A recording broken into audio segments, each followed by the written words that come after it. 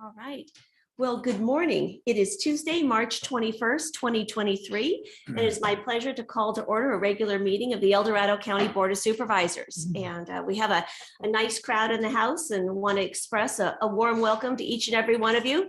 We thank you for coming and participating in local government and just appreciate you being here. So with that, may we have the invocation. We have Pastor Craig Klatt of the Camino Adventist Church. Pastor Klatt, it is always a pleasure to have you with us this morning. Welcome. Thank you. It's a pleasure to be here. We're here in the transitional point in time with spring. Amen. Very obvious with daffodils that are blooming all over and reminding us that new life is here. I'm reminded of the statement by John Muir. It was a simple observation about this point in time. The snow is melting into music. Mm.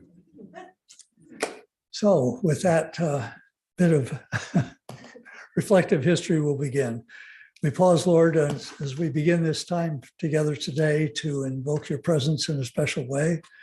We pray for our new member and for wisdom and guidance and her presence here, and with all who have diligently served for so long. We pray for your continued gift of strength and health and wisdom. And may that unfold in ways that are obvious for the forward movement of life in our county. We're grateful for the gift of your renewal to our earth and protection from things that could have been far worse. And as this meeting progresses, Lord, may your presence be evident. In Jesus' name we pray. Amen. Amen. Thank you, Pastor. Thank you. Appreciate you being with us.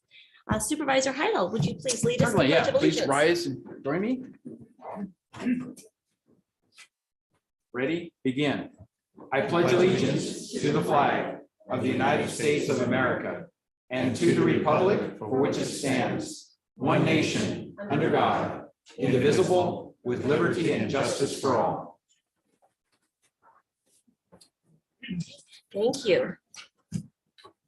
And at this time, we will move on to the adoption of the agenda and the approval of the consent calendar. Let me start with Supervisor Lane. Do you have any comments or changes to the agenda? Thank you, Madam Chair.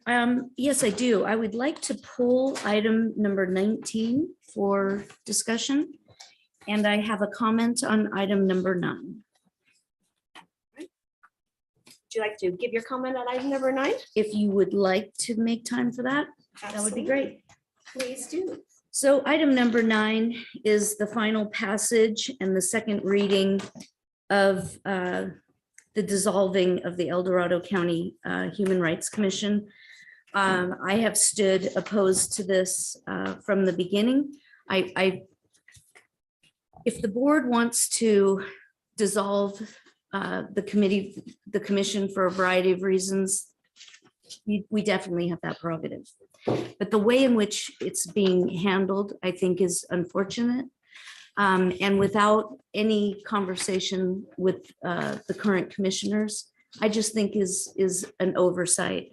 And I would hope that when we do our good governance workshop that I think is coming up, then maybe we could talk about putting some parameters around when we're not comfortable with what a commission is or isn't doing, that there's a process for how we amend that, because I do feel from the commissioner that was appointed from District 5, who's been on the board since the beginning, that there wasn't communication back and forth necessarily. And I know Supervisor Parlin that we've talked about that and that you felt that you have always tried to communicate that, but I don't think, I just think it could be handled better. Also want to just mention that I received upwards of 50 emails, mostly from my district, but from El Dorado County in general in the last couple of days. As you know, Tahoe has been buried and just has had other priorities, which is why we've postponed the VHR conversation, because they just didn't have time. And a lot of them mentioned with regards to the human rights, it just wasn't on their radar. They didn't know it was being discussed, and they do think it's very important. So on behalf of my district in particular, which is not in favor of disbanding the commission in the way in which we're managing it. I just want to represent them and have them have that voice. So I thank you for that opportunity to speak on that item. Thank you, Supervisor. Thank We you. appreciate your comments. Thank you. Supervisor Heidel. Yeah, I want to just record a strong no vote on number 9. I considered pulling this from the agenda, but I don't think additional discussion would be worthwhile. I don't think it ends in a different place, but I did want to express my personal appreciation to all the members, the Human Rights Commission who served over the years from the standpoint of their dedication, their contributions, their efforts. I think that needed to be recognized, and I'm not sure it has been properly recognized. So I wanted to do that from my personal perspective at this point. So with that expressed, that's all I had. Thank you very much. Most appropriate. Supervisor Turnbull. Yeah, the only thing I want to make a comment on item number 4, it's about naming the building, the public safety facility after John DeAugustini, our sheriff. Mhm. Anyway, it's moving forward. The money's already been, it's privately funded. So the money is already there, and we'll be working on that. And then we'll have a big event that's out there, and hopefully everybody in the public will join us then. But that date hasn't been set yet. All right. Thank you, Supervisor Turnbull. Supervisor Parlin. Yes, there's a lot going on in this agenda, even though There it is. looks short, but there's a lot going on.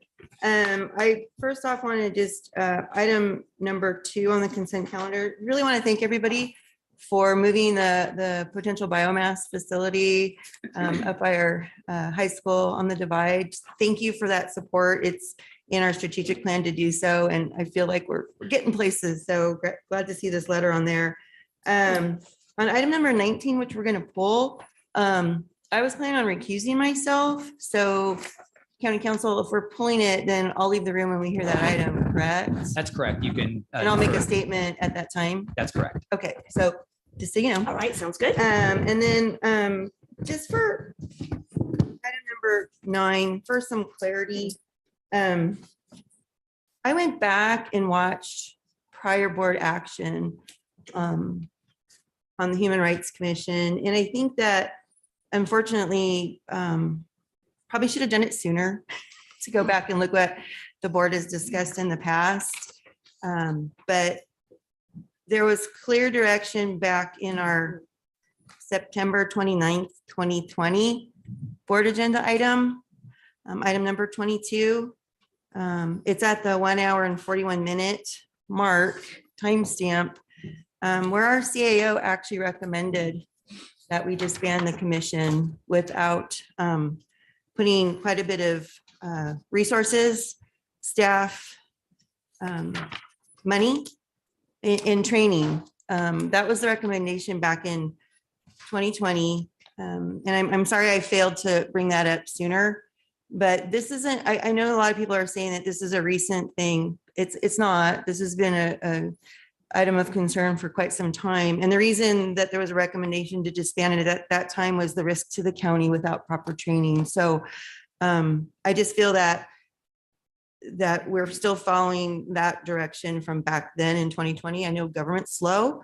It's taken us a while to get there, but that was the recommendation just a few years ago.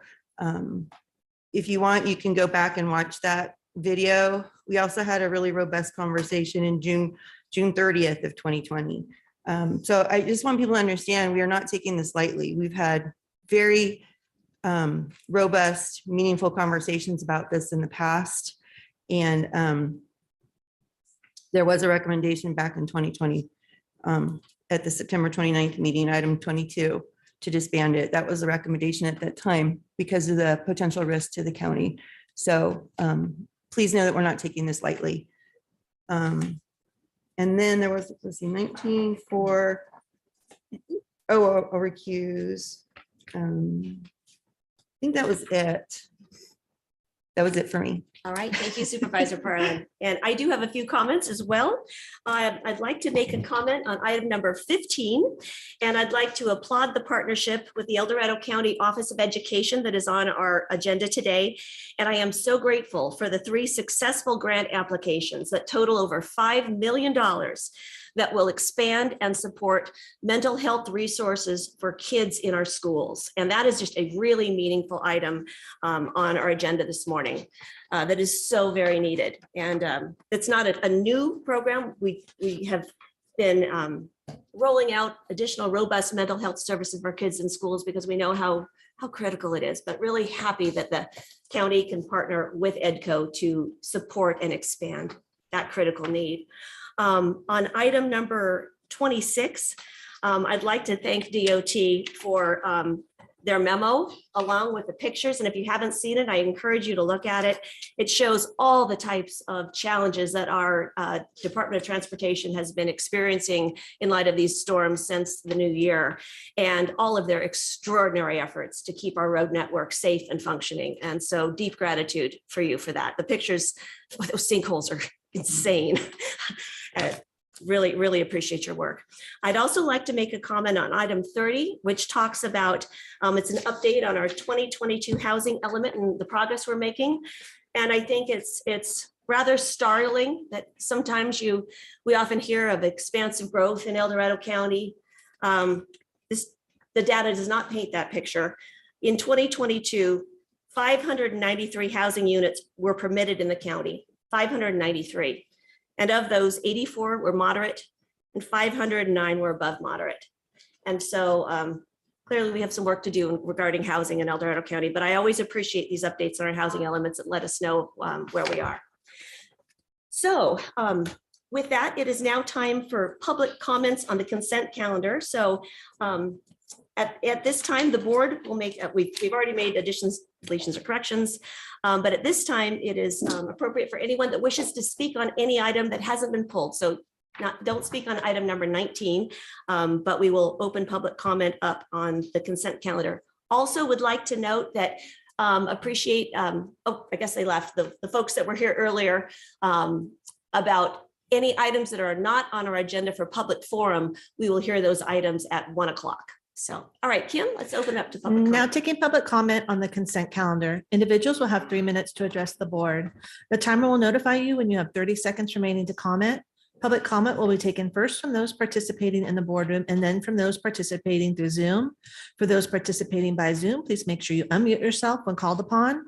If you're joining the meeting by phone, press *9 to indicate a desire to comment. If you're joining by Zoom, press the raise hand button. Please voluntarily state your name for the record. Good morning, Laura. I am Laura Gillard, El Dorado County Human Rights Commissioner for at least this moment. I should be at work at Mule Creek State Prison right now, where I teach a curriculum called Conditions While Being Human. That's my curriculum. I am disappointed the Board of Supervisors of El Dorado County have not shown the respect to the Human Rights Commission it deserves. Before accusing the commissioners of wrongdoing, respectful communication should be made to present grievances in order for commissioners to respond. The commissioners have not been included in the discourse regarding the disbanding, and that is a problem. Human rights values of fairness, dignity, equality, and respect seem to be overlooked in this process of elimination. I have heard that the supervisors feel the commission is too political. Would you say that the forum the commission hosted in 2022, a day in the life of a homeless person, was political? Those who have voted to disband the commission were not present at the forum to have an opinion on this. However, the issue of homelessness in El Dorado County has been politicized and not by the commission. Human rights to protect human interests, everyone's interests, is ongoing work and a constant reminder that we are all equal. It is a guiding light for our higher selves that we may strive always to build communities with equity and for diverse human environments to be respected.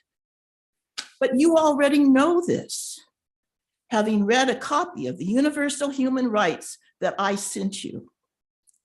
Your decision to disband the Human Rights Commission will haunt you in future days.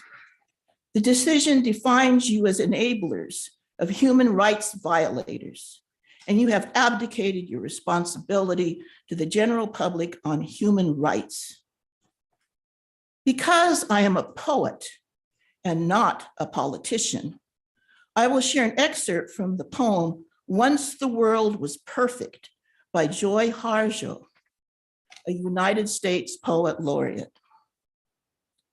We were bumping into each other in the dark, and now we had no place to live since we didn't know how to live with each other. I hope you reconsider your decision.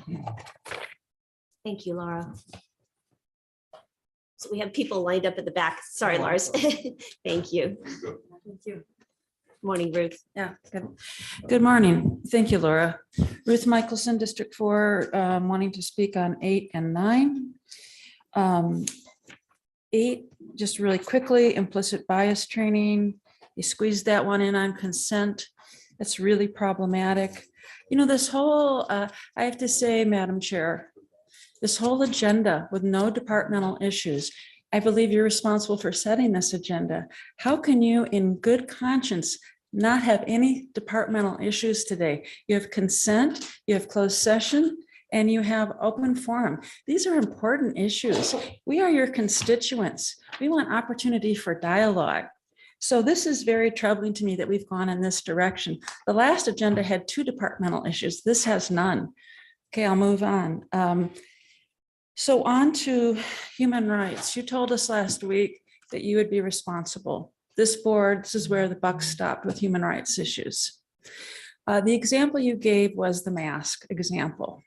So what we have learned now, what we can take from that is, if you have an angry mob of people who are rude, who interrupt speakers, who boo them, who threaten them on their way out the door, who bring in signs where our public health director had a mustache, a Hitler mustache on her. Those are the people you respond to? The 75 letters that we wrote, somehow we're not your constituents. The lesson is, if we are polite, show decorum, do research, put our hearts and souls into letters, somehow those are not your constituents. And I was told this by a supervisor, those letters don't mean anything to me. So mob rule is what you respond to. And that issue about the masks, that wasn't even your purview. And that's a public health issue, but that's your example. And so now I ask, if you're going to handle human rights issues, you think the underserved, those who have been discriminated against, do you know how hard it is for me to come up here and speak to you? How much thought I have to put into this, sleep that I lose to come up and speak to you, thinking about what I'm going to take care of? What is your vehicle for taking care of human rights issues practically? And then you bring up something about the civil rights person in some department. Human rights and civil rights are 2 different aspects. Look it up. Civil rights has to do with the law. Human rights is a different issue. And if you don't have a vehicle for taking care of human rights, then it's a sham. It's just a sham, and you aren't listening to your constituents. Thank you. Appreciate your comments, Ruth. Good morning, everybody. Good morning. Nicholas Schneider with the Georgetown Divide Public Utility District. I would just like to start by taking and giving some kudos to the county. I know there's some controversial issues today, but I'm hoping today can be a little bit of thanks for you as well. I would just like to expressly thank Supervisor Parlin and your outgoing Chief Administrative Officer, Don Ashton, and even your incoming Acting Administrator, Tiffany Schmid. And then also a couple other staff members that you have here, Tara and Laura Colston. Item number 5 is in regard to a hazard mitigation grant that we had asked the county to apply for on our behalf, and I very much appreciate the county stepping up for us. Unfortunately, this is going to be something that, well, I guess fortunately, this is something that is going to help our district to mitigate some of the fire damage from the mosquito fire. It was unfortunate that FEMA and the federal government told us that we were ineligible at the 11th hour. Literally 24 hours before the deadline, we were told no. I was on the phone all day long, Thursday and Friday of the deadline for this. I even went so far as to be texting your board of supervisor to get a hold of someone to help us. And I would just again like to express my sincere thanks to Administrator Ashton and now Administrator Schmidt for their diligence and understanding how important this issue is to us. It's going to bring in approximately $3 million to our district from the federal government, and then we are going to cover the additional $900,000. So just again, my extreme thanks and appreciation for the county. Thank you. So glad we were able to be helpful. Appreciate you coming by. Good morning, Michael. Morning. I have two issues. One is with a director, the other is a citizen. Is it possible to switch the two and speak separately on them? Or? No, everyone All gets right, 3 minutes. Sorry. So just to, as a director of Georgetown Divide Public Utility District, we want to thank and hopefully push that resolution goes through, allowing the chief administrative officer to be able to act as the agent for non-state agencies to apply for the federal hazard grant mitigation program. The problem with these grants is it comes from FEMA. This is one of the things they promote. This is how you can have pre-mitigation grants before catastrophe happens. So as we're dealing with floods, droughts, avalanches, landslides, wildfires, this is the small district's only avenue to get that. And when we're denied by the feds to be able to apply for this, then there is no avenue. So this provides an avenue not only for districts like ours, but all the small districts and even smaller ones like Quintet, Volcanovo. This is also one of those other preventions to help places like Grizzly Flats. So thank you for that. Then on the other side with the Human Rights Commission, I know I've talked with many of the supervisors. One thing is, also the way that it's being ended. I mean, a good closure is to have that as an agenda item where you could, everybody state that as, supervisors, we are human rights we're not throwing out in the county. It's part of what we believe as governance, and it's something that, we're going to do forward. I know many of you have said that individually, and this is something why good closure helps that, bridge that along. The other thing going is I also want to thank the commissioners that have been on that. So there has been at least 5 or 6 commissioners that have served. So hopefully we could have proclamations thanking them, for many of them have been on 4+ years of service. The other thing is human rights aren't going to go away. And the benefit of the commission is, yes, we know things don't go directly to, some things go to court, some things go to law enforcement, something goes to the numerous agencies that you have throughout the county. But what happens is, the process is allowed to occur quicker. So what happens is you may have someone show up at the Board of Supervisor meeting talking about, I have a dead dog. And you're like, okay. Then a couple meetings later, 5 people show up. We all have dead dogs. And then now there's protest and sign. And now they're talking about some environmental thing that happened. And they're like, well, this is supposed to deal with it.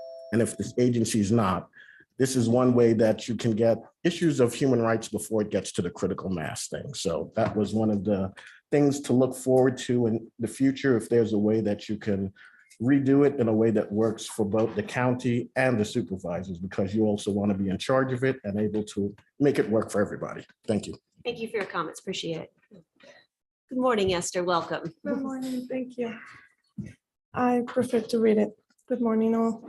Dear members of the board, my name is Esther Figueroa. I am a mother, a constituent, and a social worker. I am here to represent all the children in our county that have to endure racism and discrimination on a daily basis. I am here to be the voice of those mothers that cry when their kids come home with their hearts and their hopes broken because they experience fear and rejection in school because of the color of their skin and because of the way they look. For all those mothers that need a place to go and share their experience with a government entity that will take the time to work in the root of what is causing racism and discrimination in our society. Please let us have a human rights committee. We need it, we want it.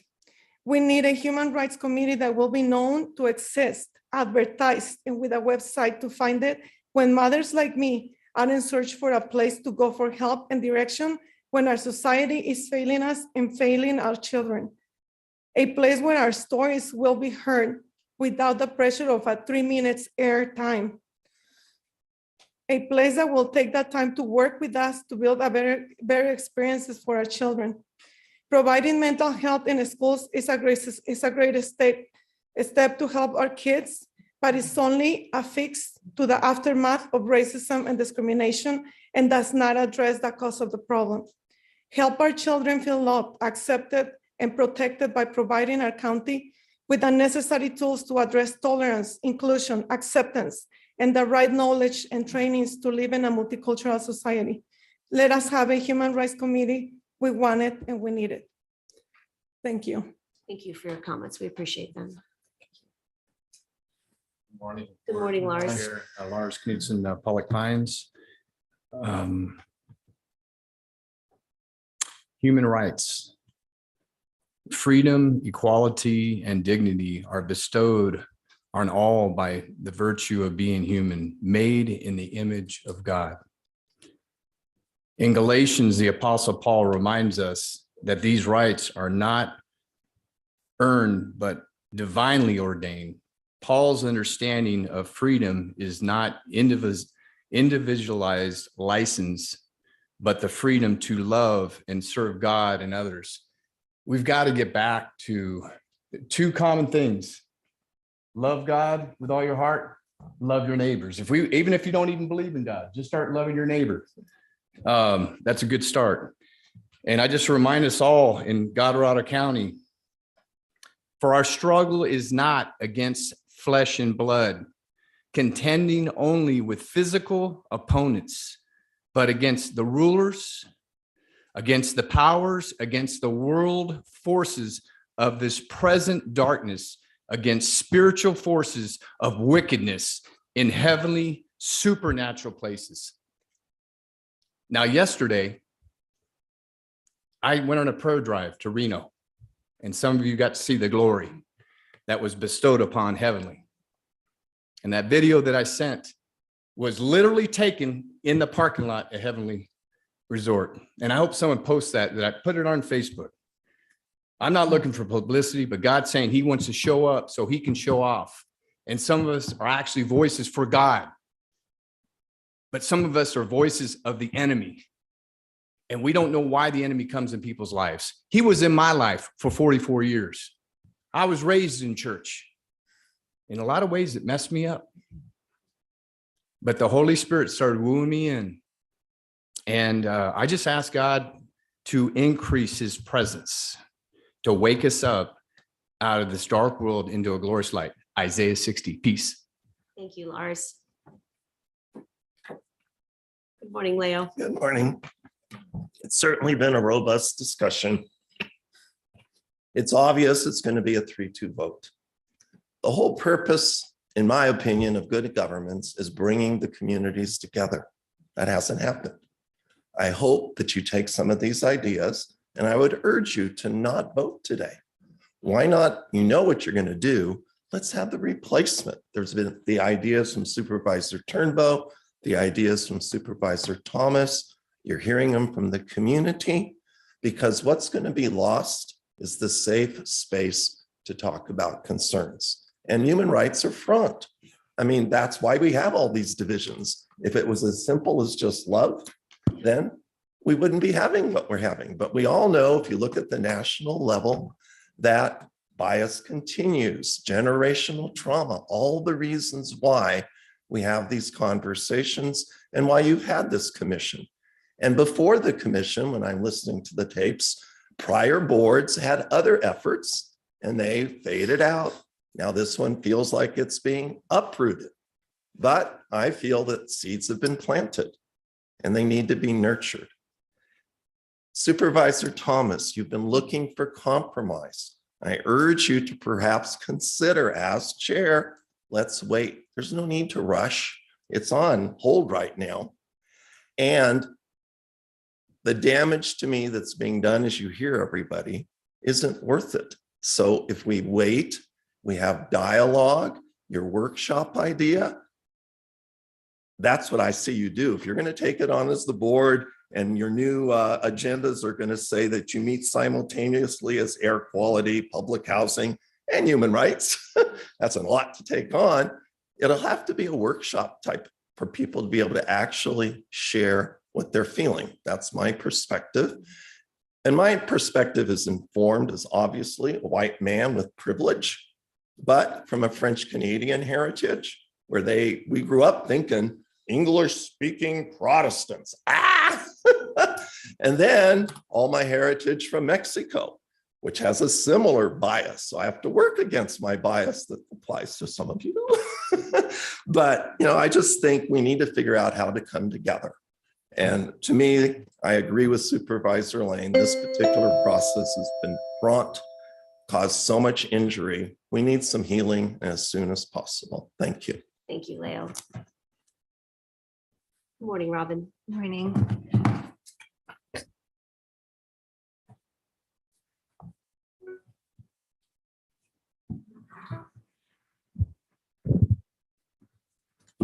And you're taking away a portal that people have access to government, the portal. You're taking that away. The only access people have to local government through a commission. Supervisors can't do everything. Like an advisory commission, committee, call it what you may. When we don't like their outcome, from what I've perceived in the last couple of months, we try to terminate their existence. Very insulting. They'll fall to the ground. When you were a half breed, So they don't wait to be. you were looked down on. They catch a wind and head straight to the sky. Do you know what credits are this? Do you know? Purple red tribe. Do you know? Rise high and impossible. Use of color, but those issues do very much exist here. Growing up at Pioneer Elementary School, there was a number of incidents that I experienced as a child here growing up and all the way up to being an adult. And so these are very real issues that people are feeling unsafe. Can terrify the average mind, just those who stay blind to the dreamers that are way up high. Some will run towards wanting to be part of the pink and red storm, but roses have thorns to protect them from whoever wants their color and their softness. It doesn't give them water, it dries them out. The education component, preventing them. So When you more nourish them, children don't experience things that I experienced. For me, as a pregnant woman walking down the street just a few years ago, had to call the police department because my father and I, were just walking on the Eldorado Trail, experiencing racial harassment. dreams to fruition. Out of the blue, these things happening to people. Energy and focus. Welcome to us, the hurricane roses. When you hear us coming, you'll see the hurricane. If you dissolve this commission, either mean that you believe that El Dorado County is in some kind of bubble where we really don't have a serious rights issue. If you do believe that, if you dissolve the commission, you're going to make a political statement yourself that you just don't care. Do you know what credit is? Do you know it? Do you know it?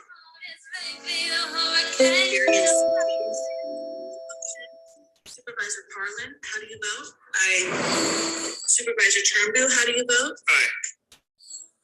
Supervisor Heidel, how do you vote? No.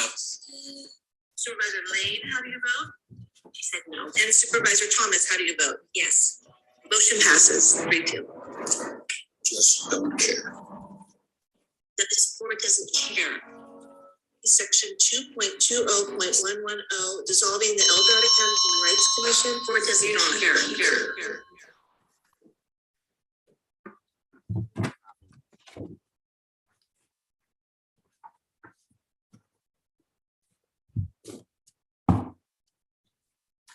I need a break. 5 minutes.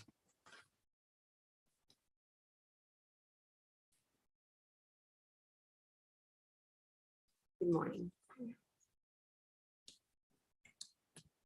Good morning, everyone. My name is Sarah Saunders, and I live in Supervisor District 4, Cool.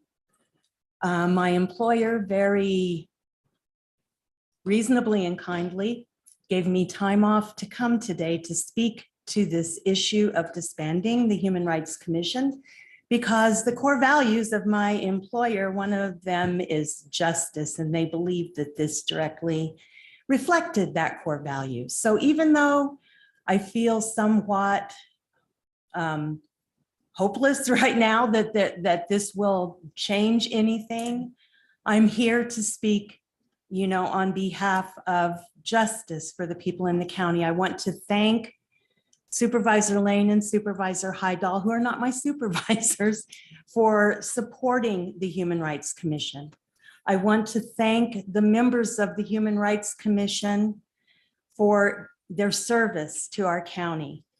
One of the things that I noticed in reading the overwhelming number of emails that supported the Human Rights Commission was that many people were not aware that it even existed.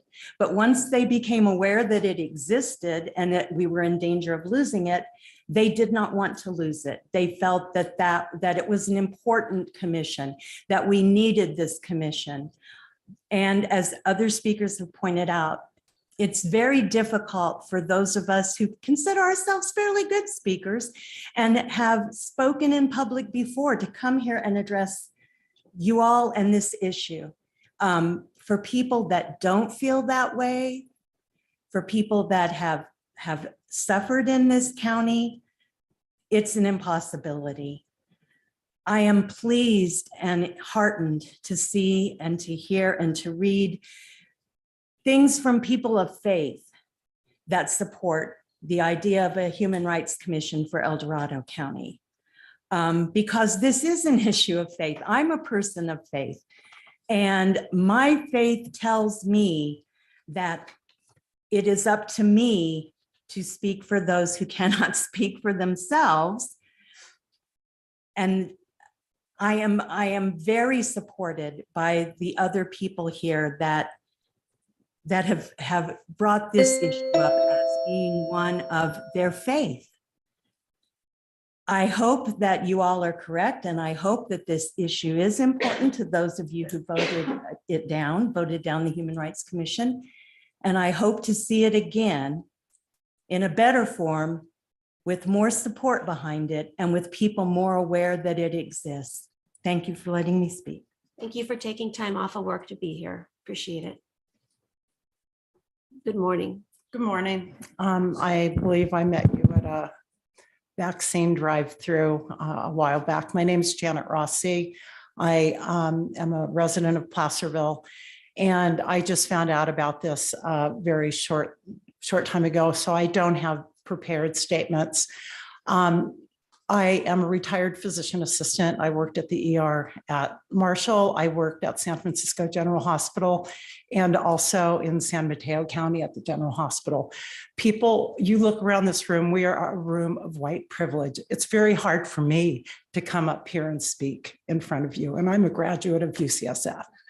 So people who don't have a voice, who don't speak this as a native language, have no other forum to go to. We need to represent the people who are underserved, who are our silent minority, who works up in our vineyards that we tell everybody, come up to El Dorado County and taste our wonderful wine, come up to Camino, to Apple Hill. And who's working there? Minorities, a silent minority. We need to represent them. And it seems like this was a very hasty decision to disband the Human Rights Commission. It doesn't take up a huge part of our budget. People are willing to serve on that board gratis. They don't get paid. So I don't understand the reason to push it to demise. I know, I'm sorry, I'm not totally informed on the issue, excuse me.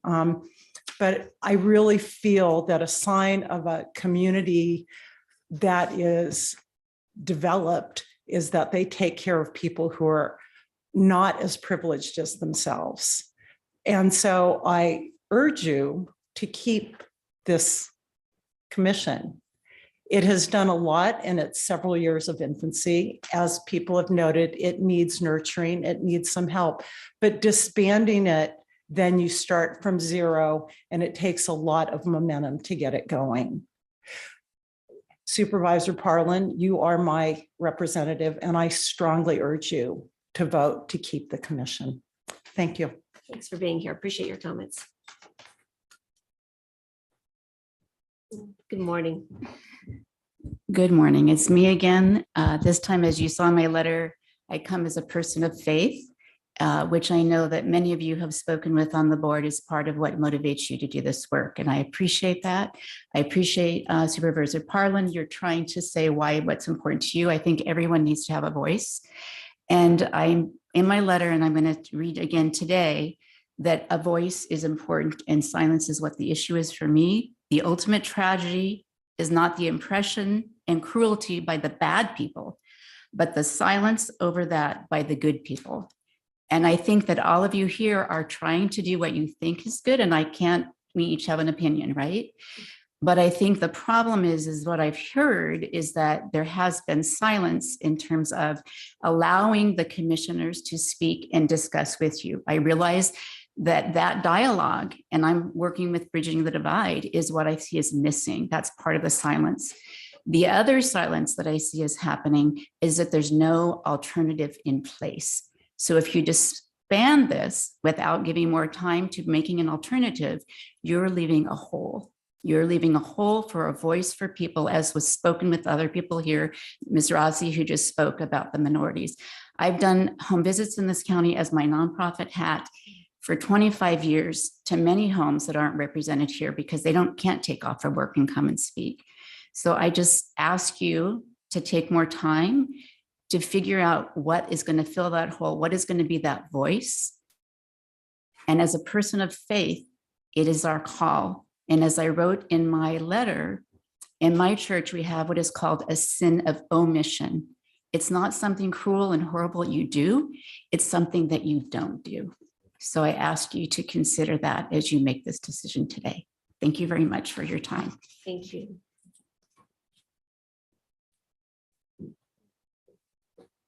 Good morning, welcome. Good morning, commissioners, and I appreciate the opportunity to address all of you. My name is Michelle Brandt, and I've been in this county for 27 years. When my husband and I first moved up to El Dorado Hills, I started working at Marshall Hospital. I was one of 3 African Americans that worked in the center. My husband is Jewish, so we are a blended family. It was very interesting that one of the first things I was told was to be careful, that we should not visit certain areas of the county after dark. Consider my surprise about that, living in California. However, I have seen the county grow and become more diverse and more inclusive. And I think part of that is the humanity that exists within this county. Supervisor Lane, you talked about the fact that there didn't seem to be, or in the past, there wasn't clear organization. I've worked on DEI committees within my corporate position. I'm now retired. I think that's important. But instead of the commissioners deciding to disband the Human Rights Commission, let's restructure it, let's reorganize it, and make sure it has due course. Representative Parlin, you mentioned the fact that the decision was made earlier in 2020 to disband it. I would caution you, considering the fact that there was a pandemic going on, there's a lot of people who were really concerned about getting together. It doesn't mean that they were not interested. It doesn't mean that it was not important. This is a very important commission, Human Rights Commission. Human rights affect all of us at every facet of our lives. We are bringing young children up. If they do not understand that everyone has value, that everyone is important, then they are growing up in a vacuum, in a void. Our lives and everyone's lives have equal importance in the community. I would really request that you reconsider disbanding it. And if it's necessary to reformulate it and put very additional structures around it, now that I'm retired, I am happy to participate in that process. Thank you very much for your time, and I appreciate your reconsideration. Thank you, Michelle, for your thoughtful comments.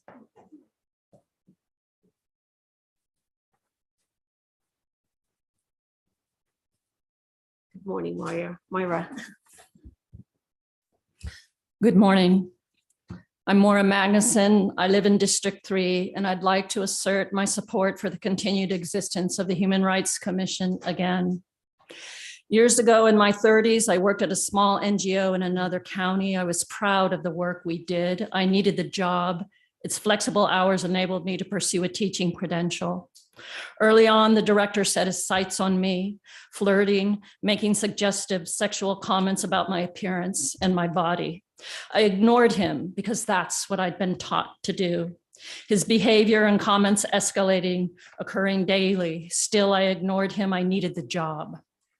Then one morning when it was just him and me in the office, he cornered, kissed, and groped me.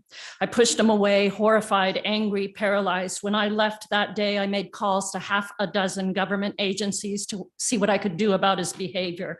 None could help me. None gave me good guidance. When I told my roommates, they said, "Are you sure he wasn't just trying to be nice?" When I let my boyfriend know what had happened, he wanted to go to the office and beat the director up. I said, "You can't do that. I need this job." So I continued to work, enduring the man's heinous behavior for one more week until I found a waitressing job, then left. There's a point to this story. Fast forward several decades to El Dorado County, to another young woman preyed upon by her boss at work, or a teenager harassed by her school peers, not listened to by the administration, made to feel humiliated, shamed, to hate the body she lives in. Where does she go with her story of harassment? Does she play musical chairs with government agencies, telling her story over and over, only to hear they don't do anything about it? Someone says there's a Human Rights Commission she can turn to, and she's relieved because there, though nervous, she can tell her long, complicated story, receive empathy, guidance, resources. But then she finds out the county government has disbanded the commission, but they do have an eloquent civility clause embedded in its good governance handbook.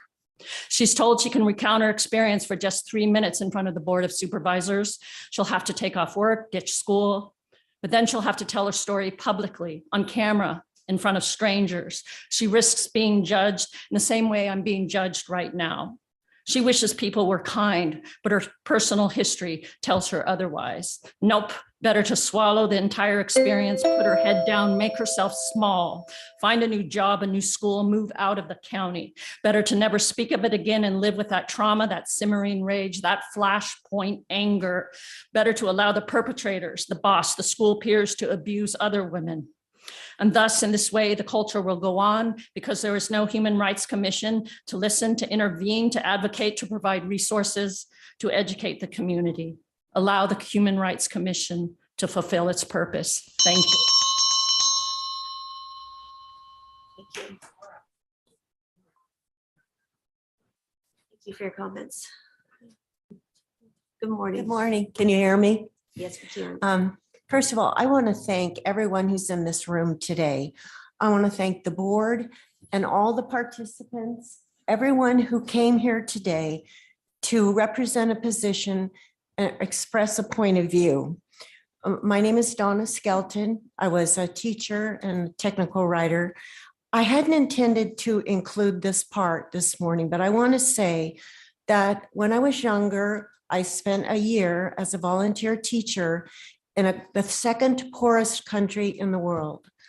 And in that country and in that part of the world, elections are determined by machetes through genocide. When I came home, I was so grateful to be an American, where people had rights, where there was human dignity. We lived by a rule of law. And to this day, I feel that profound gratitude. And when I'm standing here, I'm thinking, we all have a voice. And there have been times in each of our lives, I think if we really stop and reflect, when we didn't have a voice for some reason, in some circumstance, whether it was at school or within the family or on a job or if we're in a company, we didn't have a voice. We couldn't express our opinion. We were rendered invisible. It's the most demeaning experience, I think, for a human being, especially in a country like this where we expect to be heard. So again, I thank you for listening. My concern about disbanding the Human Rights Commission is that you're taking away a voice. You're silencing a voice. You're taking away the right for people to express whatever they have to say, whatever their story is. I think it's a tremendous mistake. I've seen marriages fail because people weren't heard and people weren't listening. I've seen companies fail because people weren't listening.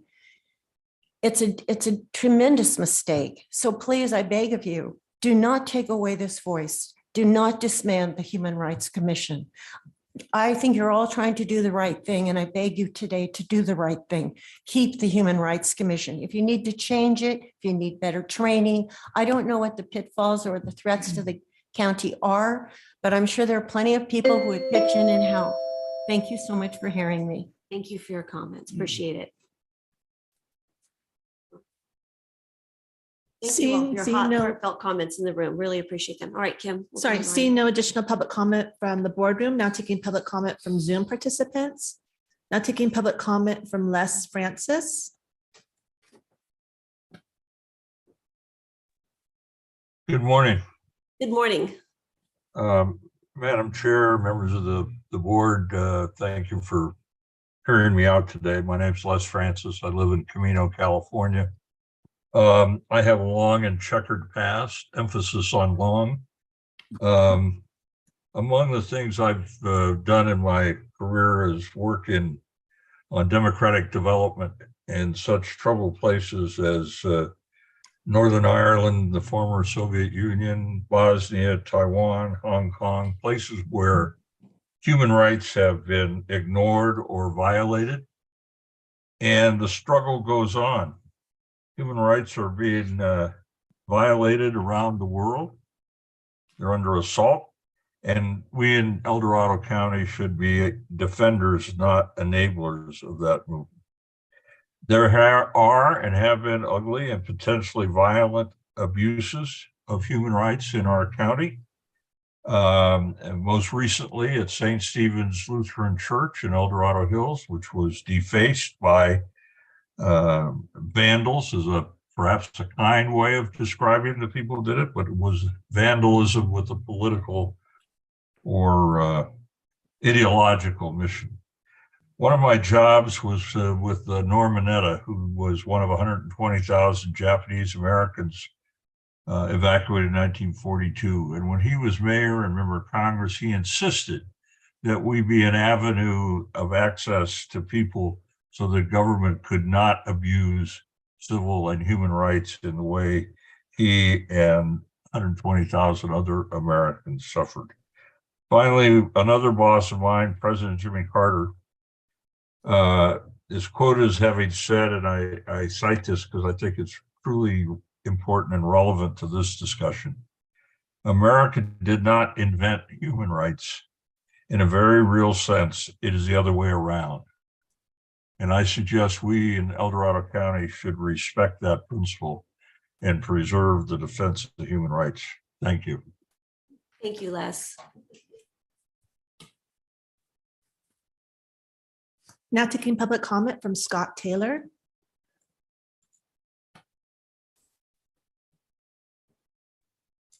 Good morning. My name is Scott Taylor, and I live here in Placerville. About 2 or 3 years ago, there was a campaign for Toys for Tots, and people were to bring their toys down to the bell tower. So I dutifully bought some toys and brought them down.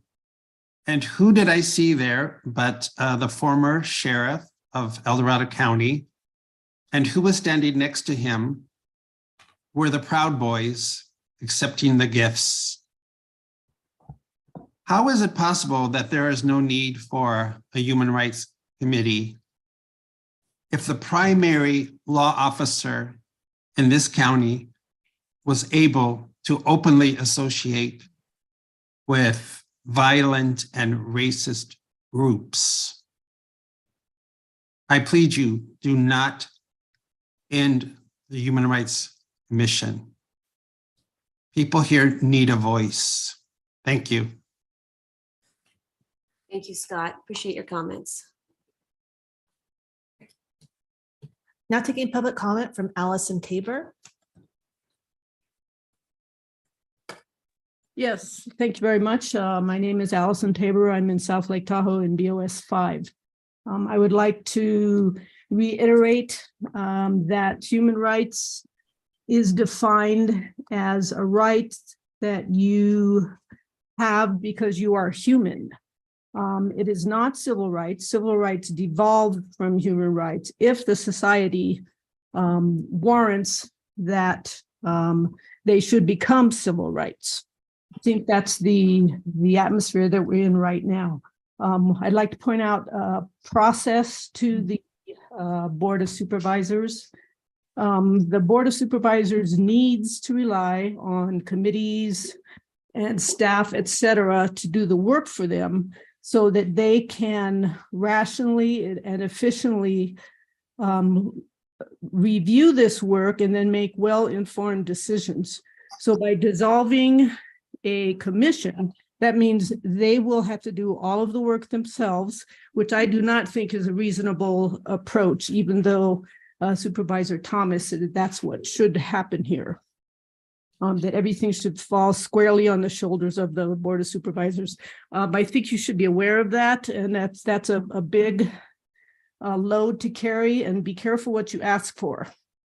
As far as human rights issues, there are a lot of things that fall under the purview of human rights, and other counties have handled a number of different things. For instance, Sonoma recently focused on rights of the disabled. So this is not entirely focused on race. That seems to be the trigger issue here that makes people uncomfortable. And I think that's why the Board of Supervisors, or at least 3 of them, are voting to disband the Human Rights Commission. Yes, it's uncomfortable, but if you don't address it, you'll never rectify the issue and make the entire county a better place to live. So consider the optics of what you're about to do. Do we want to be like Shasta County? Do we want to be known as a right-wing county overrun by populists and the radical right wing? Because this is the message that you are sending. Remember, this has economic consequences. How do you expect to attract the wealthy people who tend to be left-leaning from Sacramento, which is our San Francisco, which is our feeder area, to come up here and spend money if they're uncomfortable coming up into our county? Thank you. Thank you, Allison. Now taking public comment from Micaiah Hauser. Hey, Micah Hauser here from Placerville. So this consent agenda makes the hairs on the back of my neck stand up. To me, it's all about data, not the human rights thing, although privacy is a human rights issue. But I want to speak on 10 and 14. So I work in cybersecurity, helping organizations prepare for and recover from data breaches. In cyber, we say that data is king, that data is the new oil. It drives businesses. Data brokers sell tons of data to retailers. They run all that data, your likes, your dislikes, your habits, your questions, your thoughts, emotions, through artificial intelligence algorithms. They run scenarios to understand what sequence of events would lead you to buy their product. Then they put their product in front of you at the most opportune time based on those scenarios. All right, regarding this data exchange framework in item 14, did you know that private health info is the most valuable data type for sale on the dark web? It's the most expensive and #1 seller by hackers around the globe. Health information is our most precious data. It reveals our strengths and weaknesses. It exposes our vulnerabilities and our most intimate issues. Signing on to this data exchange framework exponentially increases the attack surface for bad guys to steal our data. Thousands of more people will have access to our data from thousands of more devices. That's just asking to be hacked. Look at our own government. We get hacked all the time. The US Marshals were breached last month. I wonder what all the health data of Californians would sell for on the dark web. Maybe millions, billions, I don't know.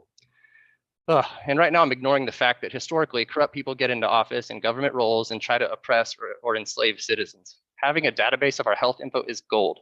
It gives power, influence, and insight into our future. And what agencies will have access to this health data? It's not disclosed. And I know your hands are tied. You've already accepted money to implement, and HHS code requires you to sign this stuff.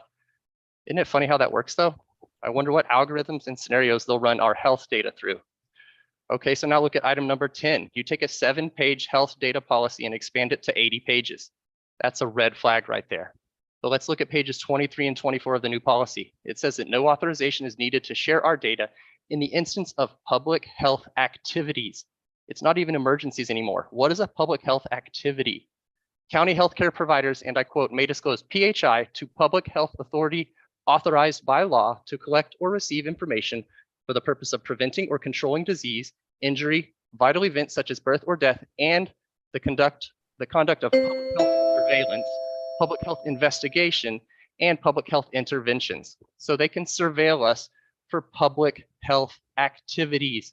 What does that mean? What are you giving them permission to do? This data exchange framework was put together to provide equity and access to healthcare for all. I can assure you this does very little for access and for equity in healthcare for your constituents. It does, however, hand over our most precious data, which translates to power to bad guys. Guys are selling us out. Appreciate your comments, Micah. Appreciate those. Now taking public comment from Susan Chandler. Good morning, Susan. Yes, hi, I'm Sue Chandler, live up in South Lake Tahoe. I would be there if we weren't battling all this snow right now. First of all, I want to thank you for your service to our county. You guys are fulfilling a major role in the life of El Dorado County. However, I'd like to remind you of the mission of the Board of Supervisors. On your website, it says El Dorado County government shall provide efficient, courteous, and effective services and infrastructure for the safety, protection, and well-being of our residents, businesses, and visitors. I read that statement and I question how that can be done without a Human Rights Commission. I respectfully ask that items 8 and 9 be removed from the consent calendar and that they be allowed a proper public hearing at a later date. I would also like for each supervisor to go on record with their vote on these 2 items. I thank you for your time. Thank you, Susan. Good luck in South Lake Tahoe. Now taking public comment from Margie Lopez Reed. Good morning, Margie. Good morning. So I'm Margie Lopez Reed, as you know, and I'm a 41-year resident of Placerville, California. I'm calling you today about your wrong-minded actions to get rid of the Human Rights Commission because I cannot be there in person. Now, I would write another letter, but it seems you never read those based on all the letters you have received. So I'm calling instead. And it astonishes me that you have received so many letters and comments in support of the Human Rights Council, and yet apparently you don't give a damn about what the majority of people in your jurisdiction want. You act as if you do not represent your constituents and our opinions mean nothing. Here is what I think. I think that some of you want to take this county backwards 50 years, hate the concept of human rights, and want to get rid of anything related. I think that one or more of you would be okay with keeping it, but perhaps backroom deals have made it more convenient to get rid of it. I think we have 2 board members that understand the need for the Human Rights Commission and are willing to support it. I thank you both, Hydal and Lane. This matter will not go away. And if you eliminate the commission, your actions will come back to haunt you. So I'm done. Thank you, Margie. Now taking public comment from Melinda Velasco. Good morning, Melinda. Hi, I want to talk about facts and I want to talk about questions. So the first fact that I have is that 3 supervisors have voted, 3 have voted to disband the Human Rights Commission. 6 constituents have asked to disband the commission. On the other hand, 2 supervisors have voted to keep the Human Rights Commission, and over 100 constituents have researched, shared, revealed personal stories, and implored you to keep the commission. You were elected to represent your constituents. If you disband the Human Rights Commission, you are not fulfilling your duty as elected officials. Here are my questions. What is happening here? In November, on the 8th, the board praised the Human Rights Commission for its good work, especially around the homeless forum. I understand, and this is hearsay, that this is what I heard. There was a question posed to the sheriffs between November and January about human rights issues that had arisen in the sheriff's department.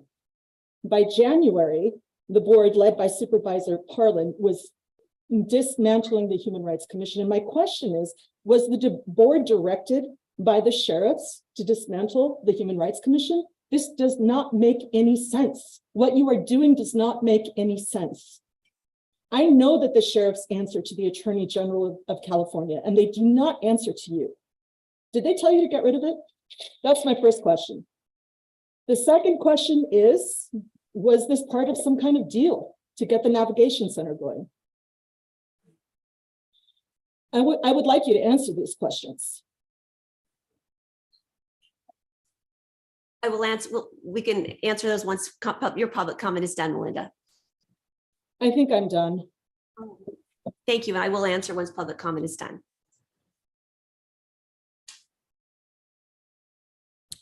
And now taking public comment from Kelly Nalawala. Good morning, Kelly.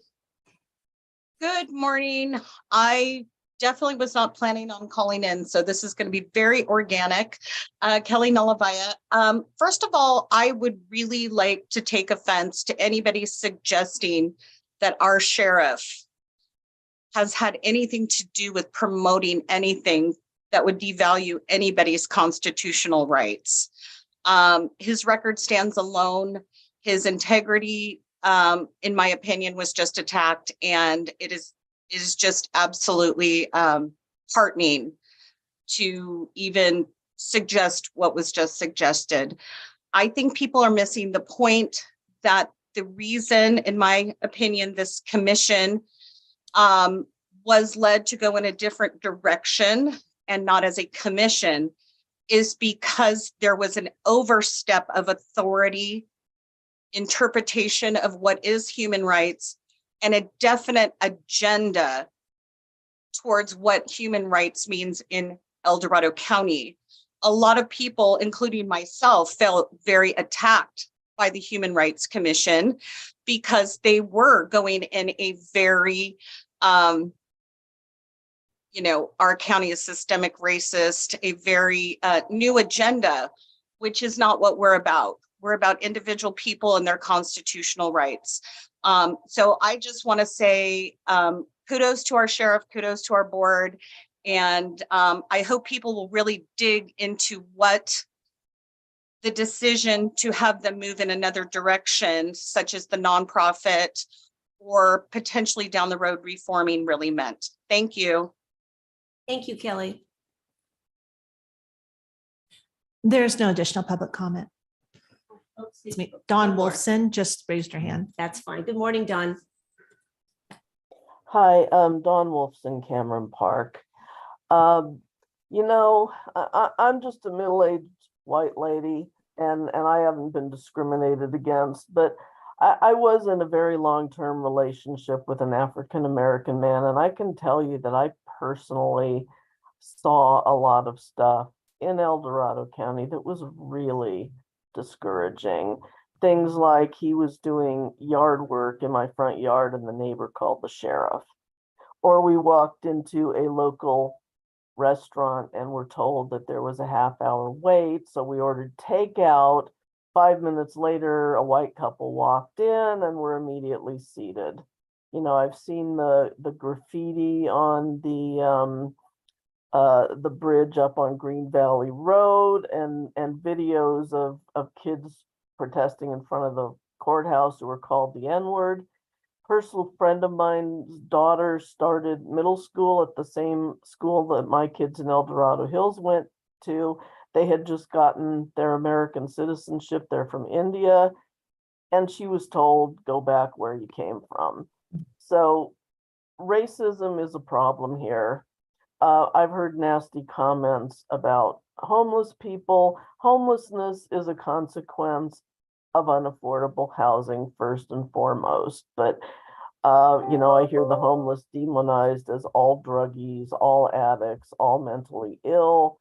It's just not true. I felt like this Human Rights Commission could at least raise issues, educate people, possibly even change some attitudes. it bothers me that you're putting it on the consent calendar. It wasn't a unanimous vote last week. I wish that you had put it out for a roll call vote and a discussion and so forth and so on. I'm disappointed by that. And I'm disappointed by the fact that you don't have an alternative in place first before you abolish it. So I'm certainly not accusing you of bad intentions or anything like that. I'm just not happy with the way this is going. I appreciate you listening to me. Thank you for calling in, Don. There's no additional public comment. All right, bring this back to the board. And first of all, deep gratitude to each and every one of you. We have read your letters. We appreciate you being here. We appreciate your thoughtful comments. We appreciate your heart for our county. And, just want you to know that we share your heart. And we'll look forward to seeing which way this goes. But I also, just personal comments on this item that, in a recognition that this item will be coming back. The second part of the board's action last week was to reaffirm our commitments to the values in the Human Rights Commission within our own county governance structure. And that item will be coming back within 60 days. That's not a part of today's item, but it was part of our approved motion last week. So that will be coming back. I appreciate the groups that have met with me this week, appreciated the dialogue, and continue. I pledge to you my commitment to continue to see how we can best support civility and tolerance and respect in El Dorado County. And to that end, I reached out to Dr. Manan Saleh yesterday. He's a thought leader that I greatly appreciate. And a lot of the comments and instances that we've heard on this have to do with our kids in our schools and the issues that they face. And I know that breaks our collective heart. And so once again, reaching across that jurisdictional divide, Dr. Manan Saleh and I have pledged to continue our conversations and to see, what makes sense. So I'm looking forward to doing that. And I appreciate his willingness to do that. All right, so with that, we'll bring this back to the board for further discussion or action on the consent calendar. Oh, I have some questions. Oh, yes, thank you for that. Questions? Absolutely, this board has not been directed by the sheriff's office to do this.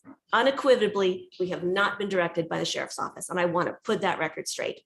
Also, absolutely no deal has been made on the navigation center for this. Absolutely not. Unequivocally, no on both counts. So thank you for that, Supervisor Lay. That's important to address. All right, bring that back for a motion on the consent calendar. You want to read and remind us what we're doing here. So adoption agenda and approval of the consent calendar with the following changes. Supervisor Heidel will register a no vote on item number 9. Pull item 19 for discussion. Supervisor Parlin will recuse herself from item number 19. All right. So with that, any further discussion? And motion? I'll move to approve. And again, I'm going to ask that the record reflect June 30th, 2020, item 30, and September 29th, 2020, item 22, for people's reference, what's in the record, and they can go back and actually watch the video from our prior discussions. And again, that's kind of how we got here today. So those will be on the record for everybody that wants to look. And with that, I'll move to approve. I'll second it. I'd like to put forth another motion, and that is that we approve the consent agenda, the consent calendar and the agenda as stated by our clerk, but that we postpone item number 9, disbanding of the Human Rights Commission, until at least after our good governance workshop. I'll second that. And I'd just like to say to my 3 colleagues, that voted to have this matter in the way in which it's presented today, is that I'm not asking you to change your vote or your position, but I am just asking if we can just put the brakes on for a little bit and have some further discussion about this in the good governance workshop, and we can return to this decision after that. if one or two or all three of you would just join us and just tapping the brakes a little bit. Just for my clarity, Supervisor Lane, so when you say continue item 9 to after good governance, are you continuing the ordinance, or did you want to have staff bring back an item for further discussion on the development of the commission? Well, I would love part B. I think that the item as stated is Yeah. clear. So I think the Supervisor Lane's motion is to continue the go item forward. as presented on the agenda.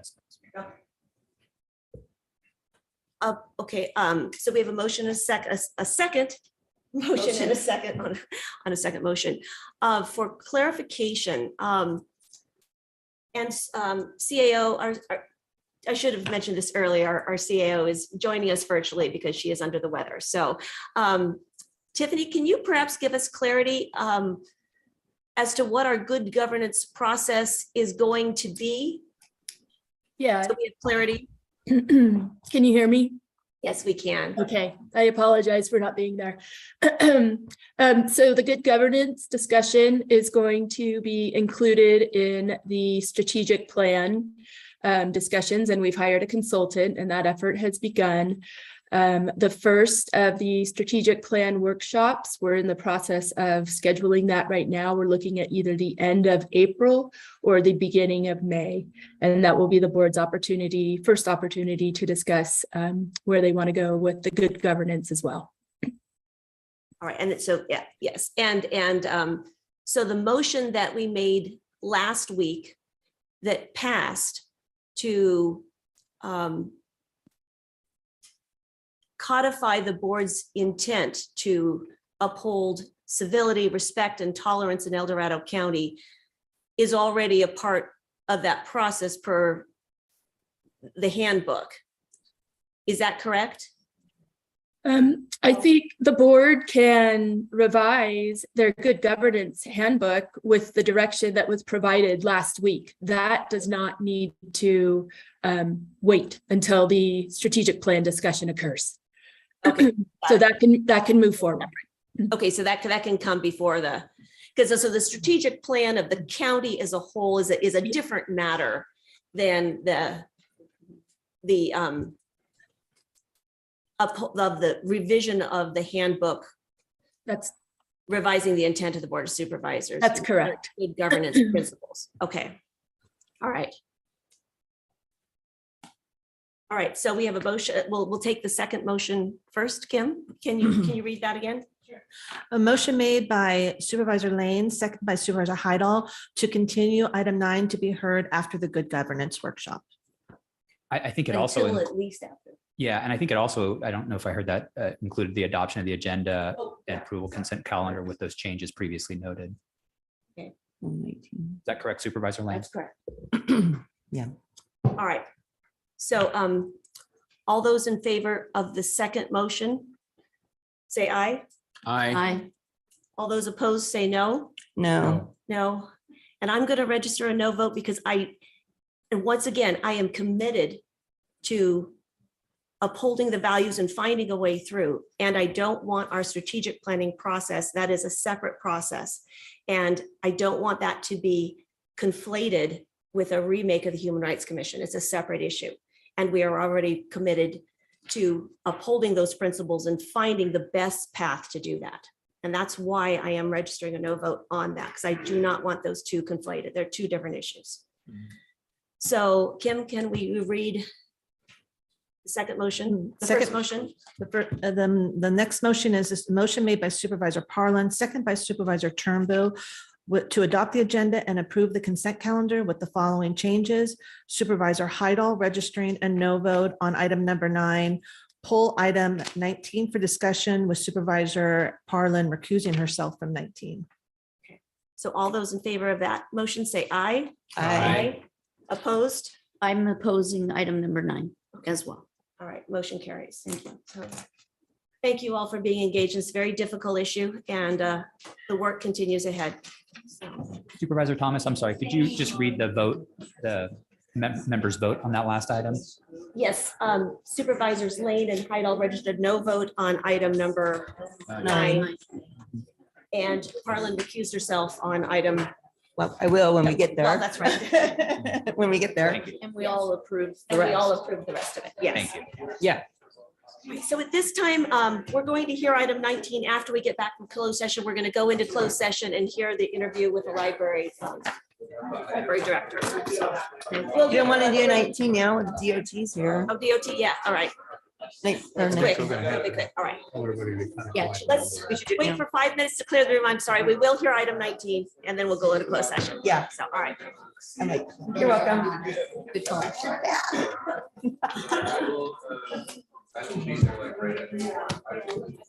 My head around item number 19. I hope it's good news.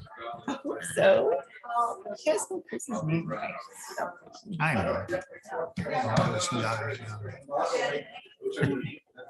Okay, we're going to move on to item number 19 now. So, thank you. George, we'll see you later. Item number 19 comes from the Department of Transportation, recommending the board consider the following pertaining to the 2023 DOT Maintenance Pavement Rehabilitation Projects Contract. 1, approve and adopt the contract documents, and 2, authorize advertisement for bids. Okay, I think this is where I make my statement and Yes, leave the room. okay. So though it is not clear that the project would have a material financial effect on my property, out of an abundance, and I mean abundance of caution, I'm recusing myself from this matter due to its proximity to my house. So be right back. All right, goodbye Supervisor Bartlett. And Supervisor Lane, you pulled this item? I did. No, wait, so would you like to start off with expressing your concerns or any reason why? I will do that. And then I would be happy to turn it over to Mr. Martinez to present this item. And I have spoken with Mr. Martinez and our interim CAO and shared my concerns.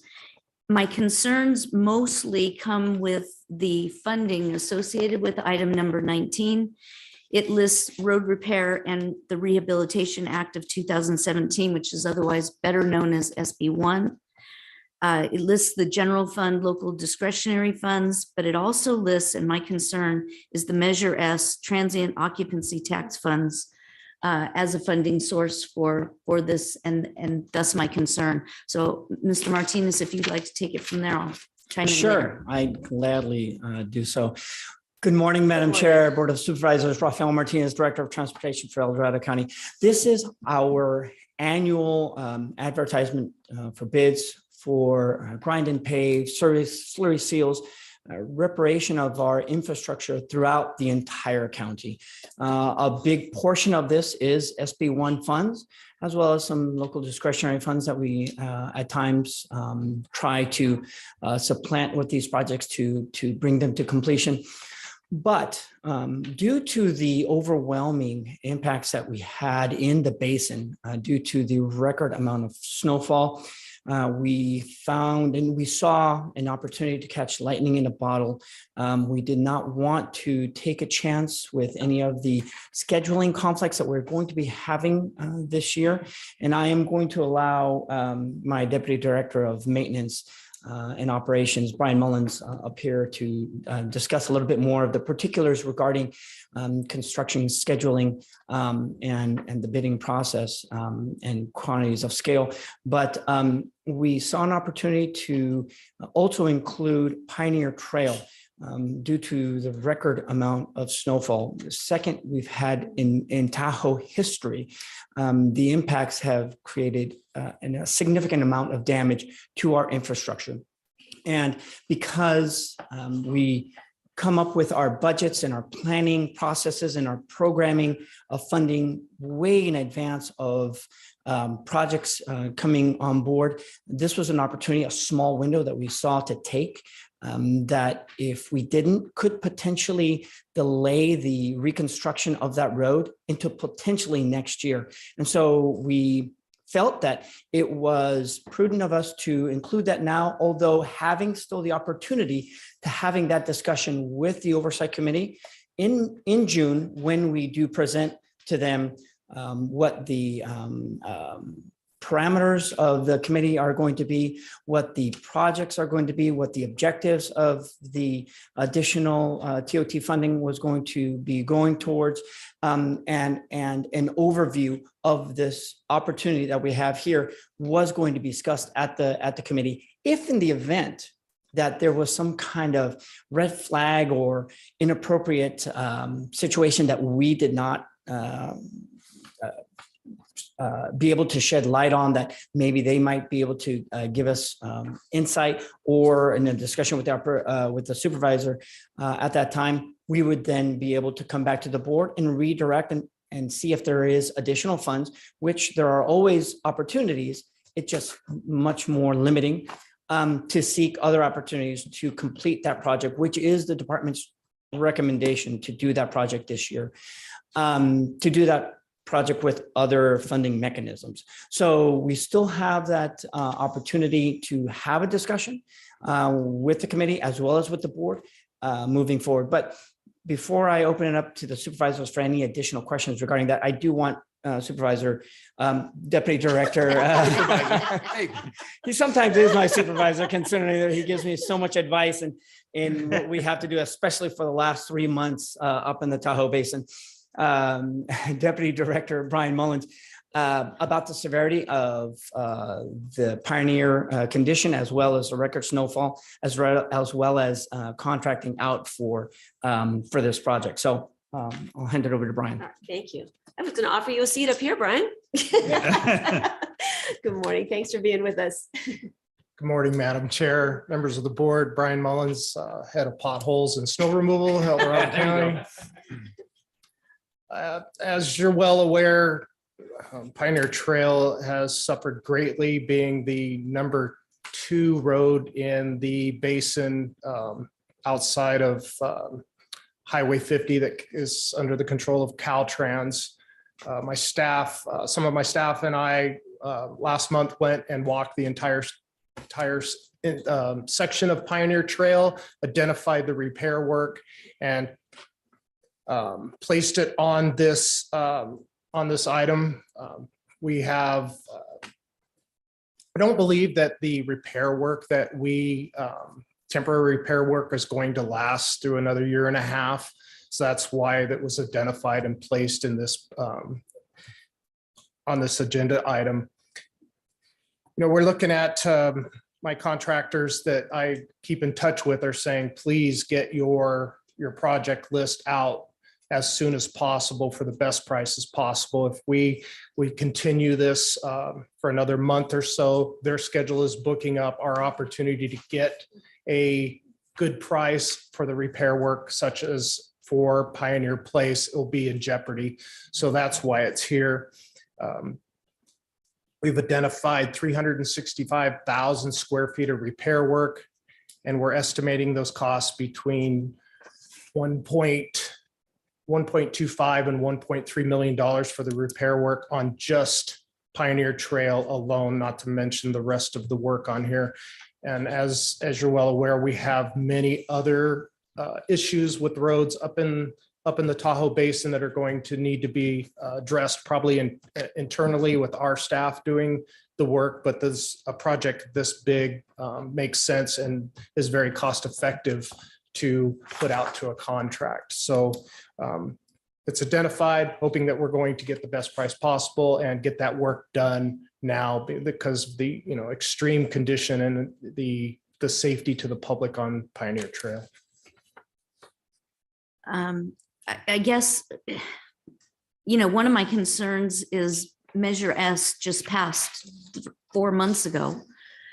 We're spending money that we haven't even collected at this point. But more importantly, the residents up in the basin were very concerned when this matter came before them to increase the TOT, so that the difference between where they were and the 14%, so the entire 4%, would be spent accordingly for snow removal and or road maintenance. And there was an advisory committee put together to make sure that that's exactly what happens. They have not even had the opportunity to meet yet. In fact, they were just put together by this board a month ago. My question is, what if Measure S hadn't passed? Would you be telling us that you're not going to repair Pioneer Trail for a year and a half because we weren't on some list or there wasn't some other pool of money? How would that have worked? I would be standing here, maybe kneeling here, begging for additional money to make those repairs. Fortunately, the citizens in your district had the foresight to understand the initiative, get it passed, and I think they're looking forward to some action happening up there. The work won't take place until after July 1st, so the funding should have come in by then, or at least I think we're anticipating the initial half year at 1.3 to come in. We do have some set aside on TOT that we're hoping not to touch that for Pioneer Trail, but to be able to use that to make other repairs throughout the basin. As you know, we are in big time snow removal / slush removal. And we have witnessed firsthand up in the basin that the Department of Transportation has old equipment and not enough equipment.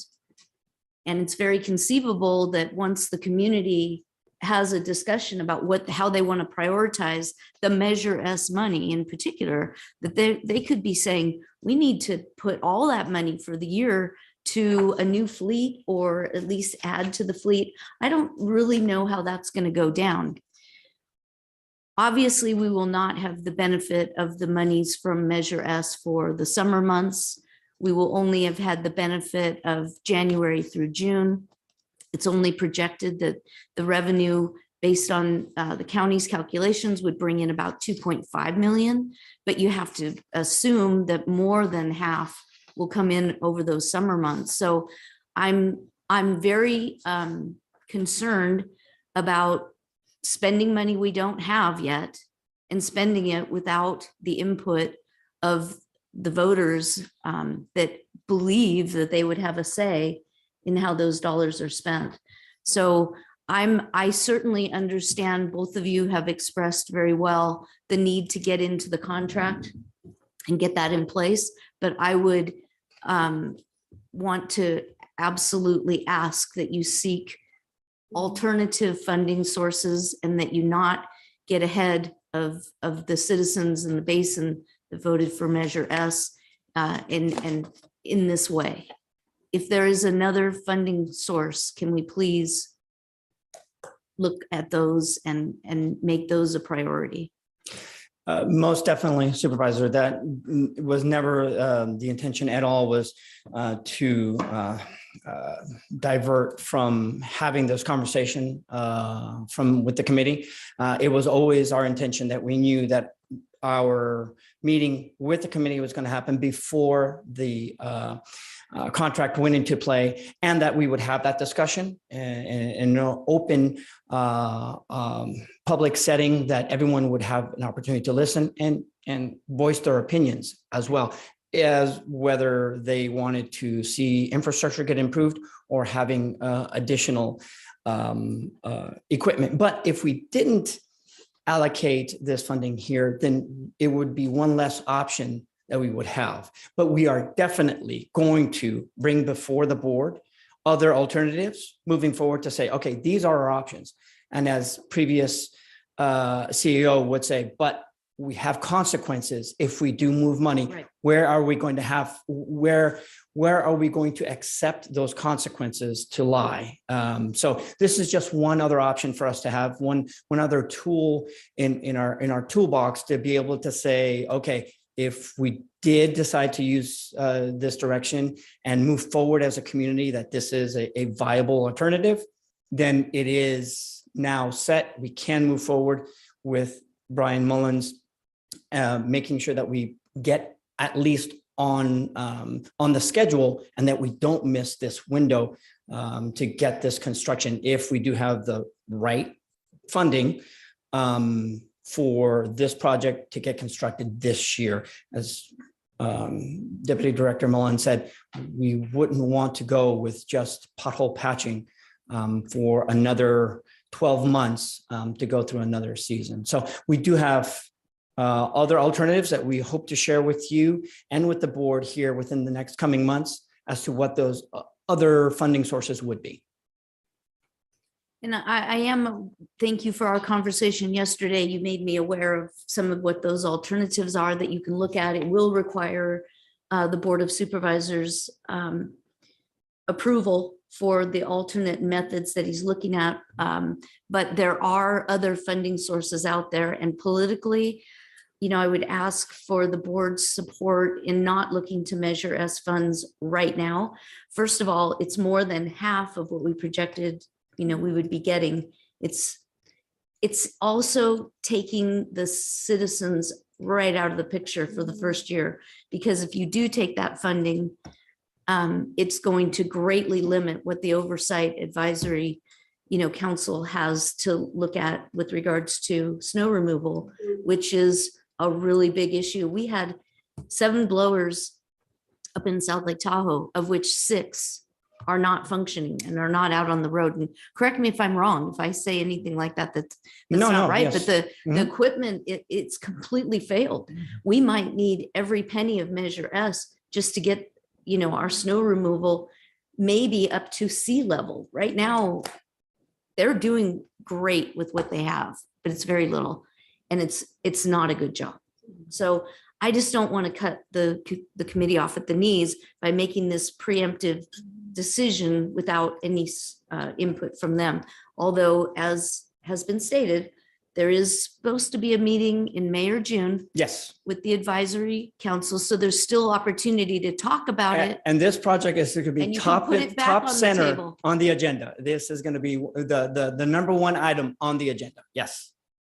So follow-up question to that then, if the board were to direct that we don't use the 20%, is it 20% that is allocated for Measure S TOT money, and direct you to find alternate sources, what you're saying though is that when the committee meets, then they could say, no, we think, this is a good use for this. Yes. And then approve it at that point, and then you could switch out the funds?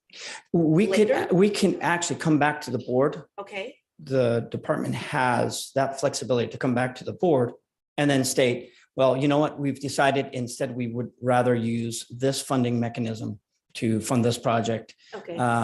If in collaboration with the committee, we saw fit. So, but if we didn't move forward with this item, we could potentially not have those funds, and then that wouldn't be an option. And then if the committee said, yes, this is a great opportunity to use Measure S, we wouldn't have that option. So that's why we want to, the department's recommendation is to include it, have that conversation with committee, and then if something comes up out of that discussion, then we can come back to the board and decide we would rather change our funding for that project for a different funding source. So maybe I'm misunderstanding. So what you're saying is if the board doesn't approve allowing Measure S TOT funds to be even under consideration today, then it is off the table and it can't be revisited. It could jeopardize using Measure S at this point. Right, So I recognize that's that. but right now it's either can be used or cannot be used. It's still at the discretion of the department moving forward. Could it be contingent on Measure S recommendation and approval? Could it be a contingency? I don't know.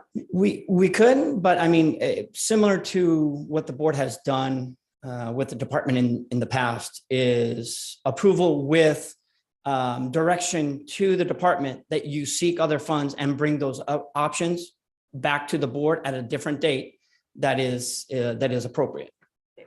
I do agree with Supervisor Lane and understand what you're saying is that it's a brand new sensitive fund, and that critical, certainly, especially with the needs that you've experienced in the basin this year. Sure. And it, as the Measure S Oversight Committee, it is an oversight and a recommendation for funding. And so even for us to have a contingency from the board saying, we're kind of putting the cart before the horse and over overstepping the natural order of things, so to speak, as to how this process should work. Correct. Okay, so I understand. what you're saying. And Yes. we agree with that. If it wasn't for the emergency circumstances of what Deputy Director Brian Mullins mentioned, that if we didn't have this option, we would potentially jeopardize either the project and or having a less suitable alternative in terms of implementation for Pioneer Trail in terms of repairing it. So that's why we added it with always with the consideration that we were going to have that conversation at some point and that we can come back at a later date to then discuss it. What I got a question. I see District 1 first, and then Okay. I'll get you All right, Supervisor Turnbull. So I appreciate this discussion because I understand the sensitivity of new funding and stuff, but what's absent for me is the data. What is the PCI in this section of Pioneer Trail that you're talking about? Is it in the 40s? Is it in the 50s? Where are we? Because to me, that's the severity index that indicates where we need to spend money before it gets much, much worse. And your numbers can double in terms of cost with one season if you're at that critical point. Because if you've ever looked at that PCI curve, it drops off like crazy at some point. And I don't know where that section is, but if it's at that point, I would urge us to make sure we get the funding defined somewhere to get it done now, as opposed to it costing twice as much the following year. So can you help me with that one, Brian? Yes, Supervisor. I don't have a current PCI. Okay. Because a vast majority of the damage has taken place over this winter.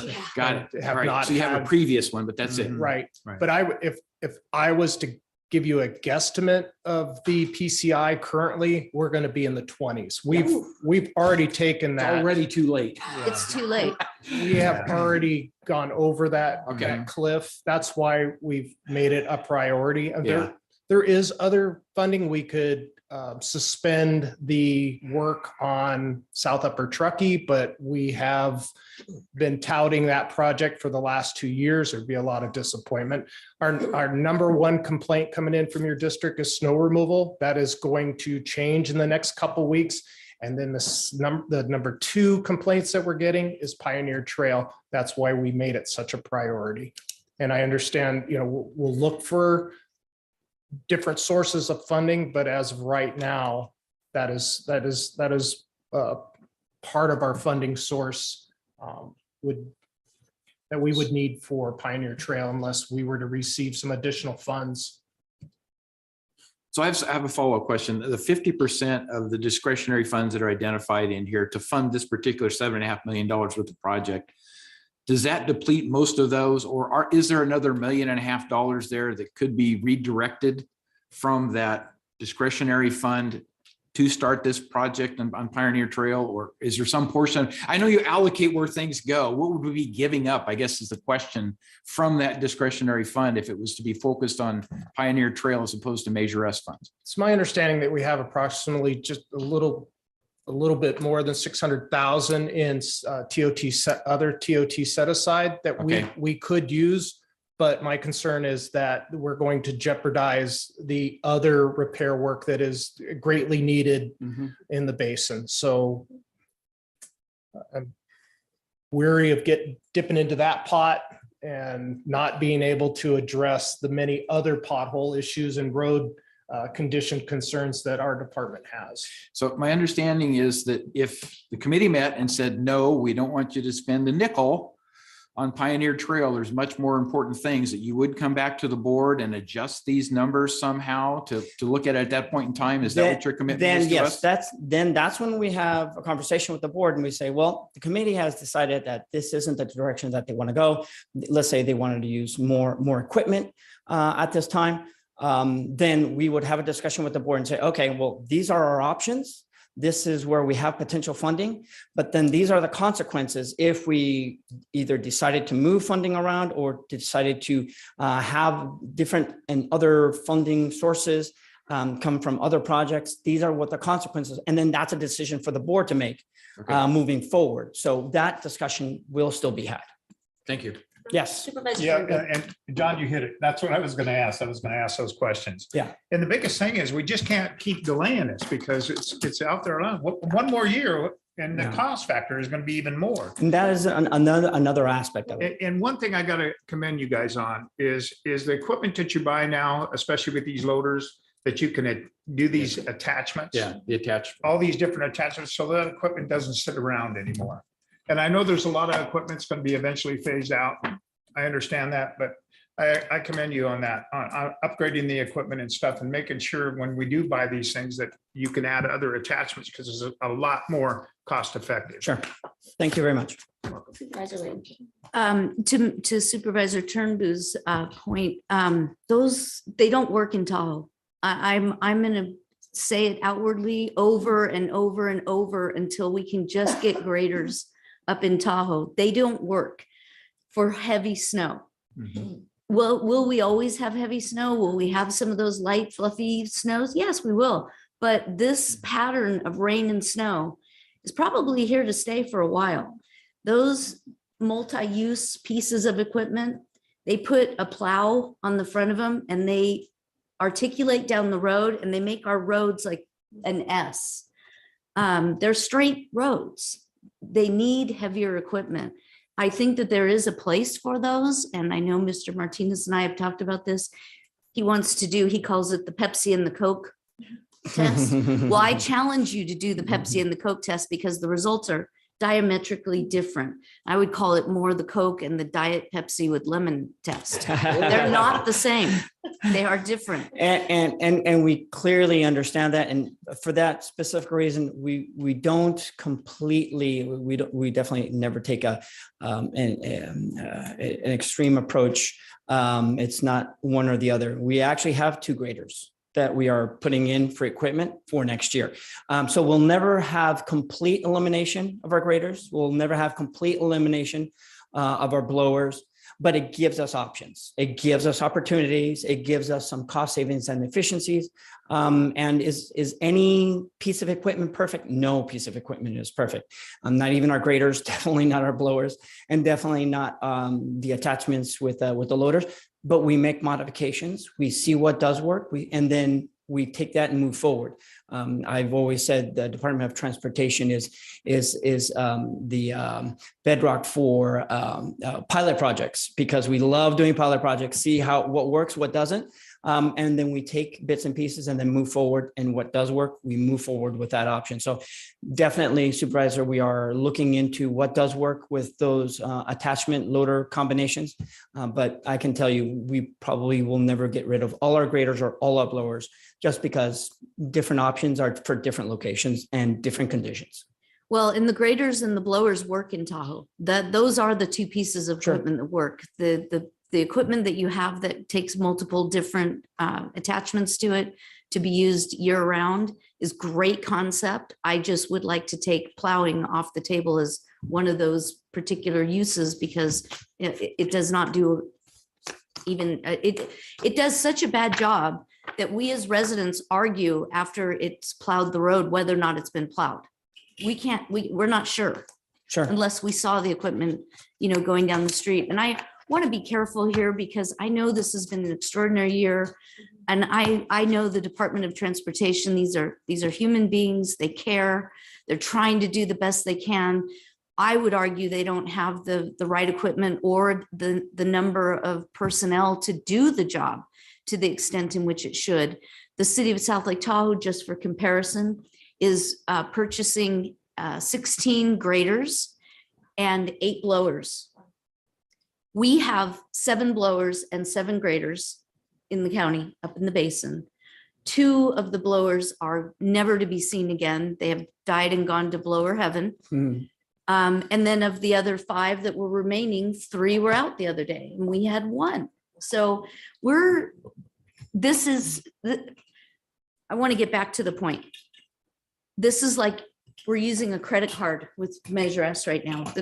There isn't even $1.2 million in the pot.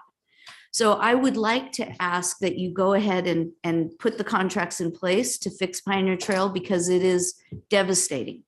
I would ask that you also look at perhaps closing a portion of Pioneer Trail to make it FEMA eligible, if that's what it takes. And the other pot of money I would like you to look at is the TOT discretionary money that everyone in the county is always coming to the board for bits and pieces of it.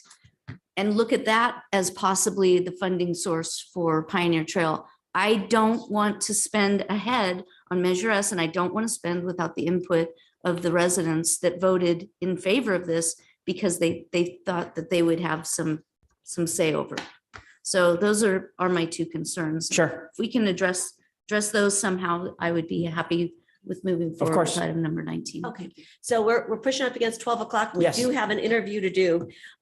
So let's get public Okay, comment on this. thank Thank you. you so much, Brian and Raphael. Really appreciate you being here to answer questions.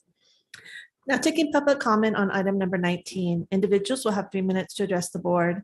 The timer will notify you when you have 30 seconds remaining to comment. Public comment will be taken first from those participating in the boardroom and then from those participating through Zoom. For those participating by Zoom, please make sure you unmute yourself when called upon. If you're joining the meeting by phone, press *9 to indicate a desire to comment. If you're joining by Zoom, press the raise hand button. Please voluntarily state your name for the record. Leo Bennett Koshan, Shingle Springs. I love seeing good governance. I don't know why auditorium's not full. But I mean, just spot on, Supervisor Lane. I mean, really represent, and it's such a challenge as I get to know El Dorado because so many differences. And that, so the rest of you being receptive, I just want to affirm that because I've been in places where it's just too complicated and we're tired. So just affirming this was so great. And then just adding a little bit of story. 60 years ago, I'm growing up with a family friend who was the engineer to push Interstate 8. And he was so sad at the end because of all the different trade-offs, politics, and money, where he had to start building roads that would have to be maintained when he knew if you did them right, they wouldn't. And then I remember growing up like 10 years later, sure enough, they're out there. I don't understand. You probably know more, sir. They're like carving grooves in it and stuff because it hadn't been built to standard. And then CPI is, if I got it right, but this is teacher in me. What does that mean? PCI. What's that? PCI. PCI, Pavement Condition Index to the public. Thank you. Thank you. All right, let's go online, Kim. Now taking public comment from our Zoom participants. Now taking public comment from Chris. Good morning, Chris. Good morning. I agree with Supervisor Lane that it would be counterproductive to wait. I'm looking at the Legistar right now, and you have a list of alternatives, Supervisor Lane. There's 3 of them. One of them is to choose not to approve the contract documents, and that's, to my understanding, would be a no. And then return at a later date. The next one is the board should choose not to authorize advertisement for the construction bids. Again, I don't think that's an acceptable alternative and would certainly delay, as Rafael Martinez has said, delay going out, which is going to be critical for getting the pricing that you need for this project. And then the final one is to cancel the project. That makes no sense at all. So in terms of what I'm hearing, it's strictly a funding question. But Supervisor Lane, this is, he could either be taken as a rhetorical question or a question. Hasn't money already been expended this year beyond what was originally budgeted because of this extreme weather conditions? So my question is where is all this money going to be coming from? What is the goal of the county in terms of filling the gap? Because right now we got to be way over budget on our snow removal efforts and any other efforts related to the storm damage. These are very fundamental questions which really come from how do you handle the budget when the budget essentially is not final. It's never final until June 30th in the respective year. You do also, and nobody's brought it up because I think it's usually not very well supported, but you do have the reserve. You could always draw from the reserve, and anticipation of money being paid back, maybe by FEMA or some other mechanism. Supervisor Lane, also, I'm not so sure that just the broad TOT is necessarily going to be politically correct. It has some indication of not being acceptable to the West Slope, who also are pass-through corridors, streets, and roads to the basin. So those are my thoughts. Thank you very much for the time. There's no additional public comment. All right, I will bring this back to the board for further deliberation and action. Supervisor Lane, where would you like to go on this item? I think, again, and the gentleman that just spoke raises some good questions, and I was wrong to assume that everybody understands Measure S and its implications. So I'll just recap real quick that the basin only was asked if we would be willing to raise the transit occupancy tax from 10% to 14%, with the entire difference, the 4%, being utilized in the basin for two purposes. One was road maintenance and the other was snow removal. In addition to that, we created a 5-member advisory council that was to meet and assure the residents that the money was being spent in addition to what we've always been allocated. The concern was the shell game. We were going to approve this, the county was going to save $2.5 million in the general fund, and we were going to supplant it, and we wouldn't end up with $1 more than we had before. And that's the reason primarily for this advisory group. So because this is a brand new tax, we only started collecting it in January. There is not $1.2 million in that pot, and it's likely that we wouldn't get to 1.2 until maybe the middle of summer, maybe. I understand this road is in really bad shape. A lot of vehicles have been injured as a result of this road, pop tires and broken axles and such. You can't even avoid the potholes anymore without swerving into oncoming traffic. And even then you just might hit a pothole on that side of the road. It's bad. I understand the disrepair, but I'm just not comfortable with listing Measure S funds at this point in time. I would be very comfortable with listing TOT funds in general, which wouldn't necessarily specify Measure S, but it wouldn't eliminate it either because they are a TOT funding source. So that would be amicable to me at this point. But the question I asked Mr. Martinez yesterday was, let's assume Measure S didn't pass. What would you be doing?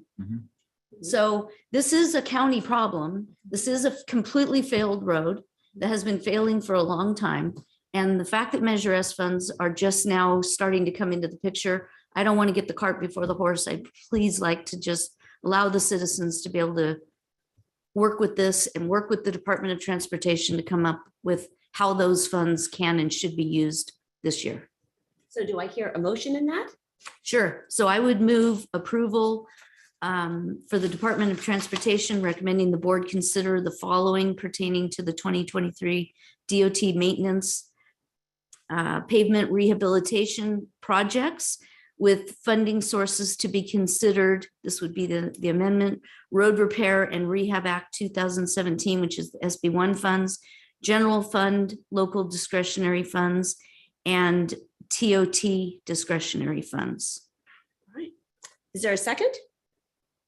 I'll second for discussion. You're saying the percentages would stay the same? 20% is expected to come out of TOT? Yes. Because what I heard, there isn't enough money to make that gap. We There's only have 600,000. TOT discretionary funds that are going to come before this board that are, how much? It's huge. That is going to be It's a big coming number. next month. We haven't had that discussion yet. Okay. So, but We have but reserve too, don't we? I would have to It's in direct TOT, but that, go ahead. that discussion to the CEO. The discussion regarding TOT is going to before the board of which my department is going to be here to have that discussion with you. And that is most definitely an option for us to say that we move forward with this board item with going out to bid advertisement for bid, but to make sure that the department comes back with other alternatives if they so do arise after our meeting with the board in April, as well as the discussion that we have with the committee in June. That could. And are you saying leave it the way it's been presented? That is another option for you, yes, Supervisor, to say that, but to ask the department to come back to have a discussion after our meeting in April, as well as after our meeting in June. Our meeting in April is TOT, by the way. Right. Our meeting in June is with the committee to come back after those two discussions to make sure that it is the direction of the board and the committee and the department moving forward. I can live with that as well. I mean, we've had this discussion. We know what's on the table. We know what's on the line. I definitely know what's on I the trust line. you. Yes. So, I mean, I can live with that. I would If you'll just. amend the motion to be consistent with, what was suggested, I'll second that certainly. And I just think Recognizing time's that an is the essence, board's, yeah. desire not to put the cart before the horse. right? Yes. And to allow the Citizens Oversight Committee to make their recommendation. To have input in the decision-making moving forward together, to have, as well as other funding sources that could potentially come up in April, Okay. so that we all have a discussion regarding. So I'll rescind my original motion if the seconder is okay with that. Yes. And I would put forth that we approve item 19 as presented, but additionally request that staff come back Yes. to this body after the TOT discussion in April and following the advisory committee Sure. meeting in June to discuss actual funding sources. Sure. Can I just make a comment? Because I do believe that the project's going to come back to your board for award after That is the true. advertisement period. So We can do it then. there will definitely be at least that opportunity. So to the extent you don't trust Mr. Martinez. I said I can understand that. It's not even on the table. I get it. Fine. DOT will bring necessarily him. have to come back to the board for approval to award the project. And at that point in time, you will need to identify the appropriations to support the contract prior to entering into it. Right. So at Thank this point, these are estimates in terms of percentages until we get to Yes, that. yes. Thank final you. Thank you, decision. County Council. I forgot Yes. about that. That's a second check and balance that we do have. I forgot. So That I'll is second true. the amended motion, Okay, the new motion. so do we need to hear the motion again? Or are we all? We're all Okay, good, all I right. think. Pardon me? No. Okay, all right. All those in favor say aye. Aye. Motion carries unanimously. Thank you so much for Thank you helping us very work much, through this. Supervisors. Greatly it. appreciate your discussion. Thank you so Thank much. you, County Council. Can we just let the record reflect that it was a 4-0 with Thank you. Supervisor Parlin Yeah. recusing herself? Thank you so One much for reclusion, yeah. clarification. All right, Thank you. thank you, My Raphael. pleasure. Thank you, All Brian. right. It is now 12 o'clock, and I know this board customarily likes to take an hour lunch. That said, our item number 34, our Director of Library Services candidate is out in the I believe in the hallway. Sure. And so let's go and do item number 34, and we'll take a shortened lunch this week because it's a shortened meeting. So. Can you take comment on both closed session items? Yes, let's do that. Before we So, yes, this board will now recess into closed session to hear items 34 and 33 and 34 as specified on the agenda. Anyone who wishes to provide comments concerning those matters may do so at this time. So no one okay, go ahead, Kim. Now taking public comment on closed session items 33 and 34. Individuals will have 3 minutes to address the board. The timer will notify you when you have 30 seconds remaining to comment. Public comment will be taken first from those participating in the boardroom and then from those participating through Zoom. For those participating by Zoom, please make sure you unmute yourself when called upon. If you're joining the meeting by phone, press the raise hand button. If you're joining the phone, press the *9 button to indicate a desire to comment. If you're joining by Zoom, press the raise hand button. Please voluntarily state your name for the record. No one in the room. Let's go online, Kim. Now taking public comment from Zoom participants. There is no public comment. All right, so we will be back for the 1 o'clock public forum. Thank you very much.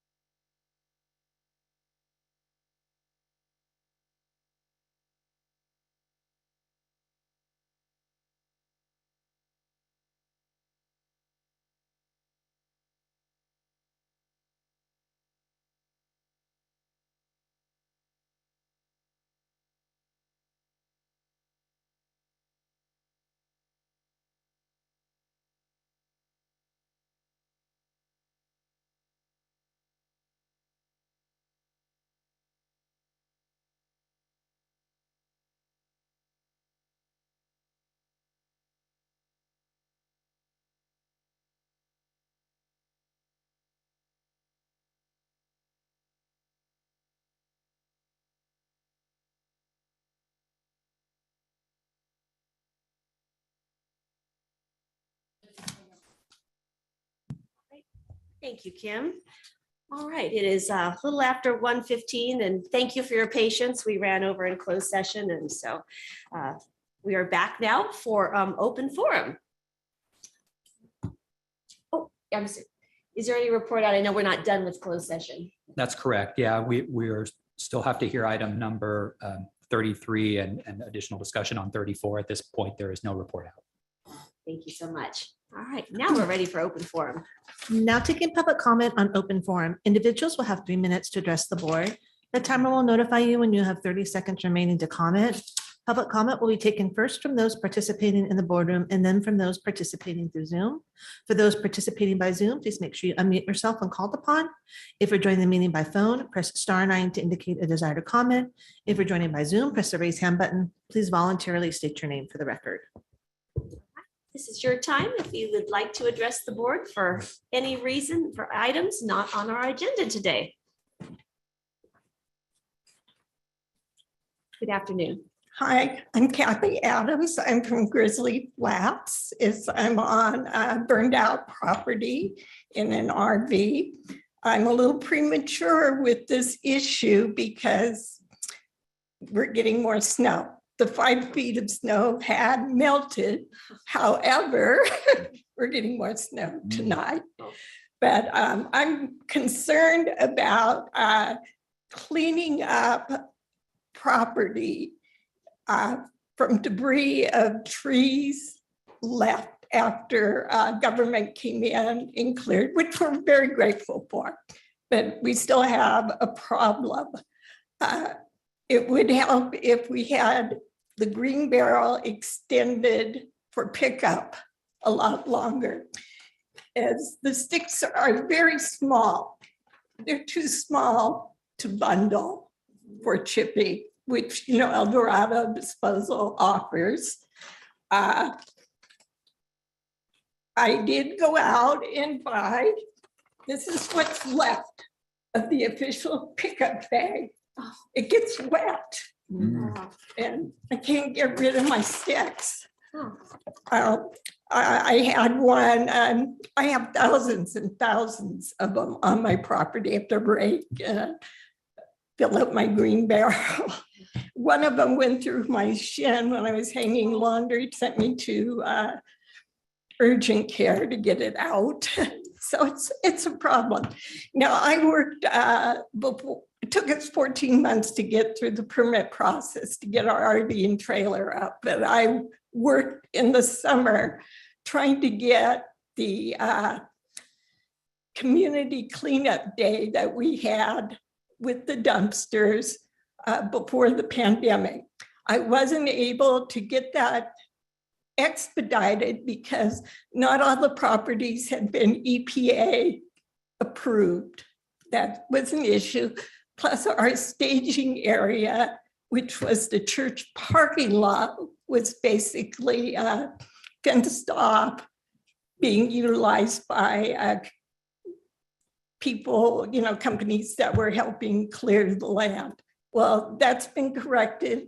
I assume that EPA doesn't have a problem anymore. When I talked, well, anyway, I talked to the El Dorado Disposal, and it says the request is going to have to come through the Board of Supervisors. Okay. So, Great. thank you. Thank you, Kathy. Really Yeah, thank appreciate hearing from you. Great. Anyone else?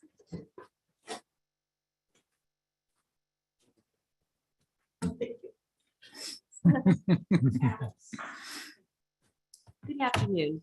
Good afternoon, Board of Supervisors. My name is Lenny Patani. It's good to see some old faces. Hi, Lori. How you doing? And it's great to see some new faces. Before I start, I'm not a public speaker, first of all, and I want to tell you a little bit. I really don't want you to start that I don't only think about, I'm not someone here from El Dorado Hills that's here to complain about things in El Dorado Hills. I care about this entire county. I care about what's going on in South Lake Tahoe right now with building collapse. I care about Grizzly Flats. It really saddens me. I've been to meetings all over this county. John Heidel knows that. And I care about the entire county, not just El Dorado Hills.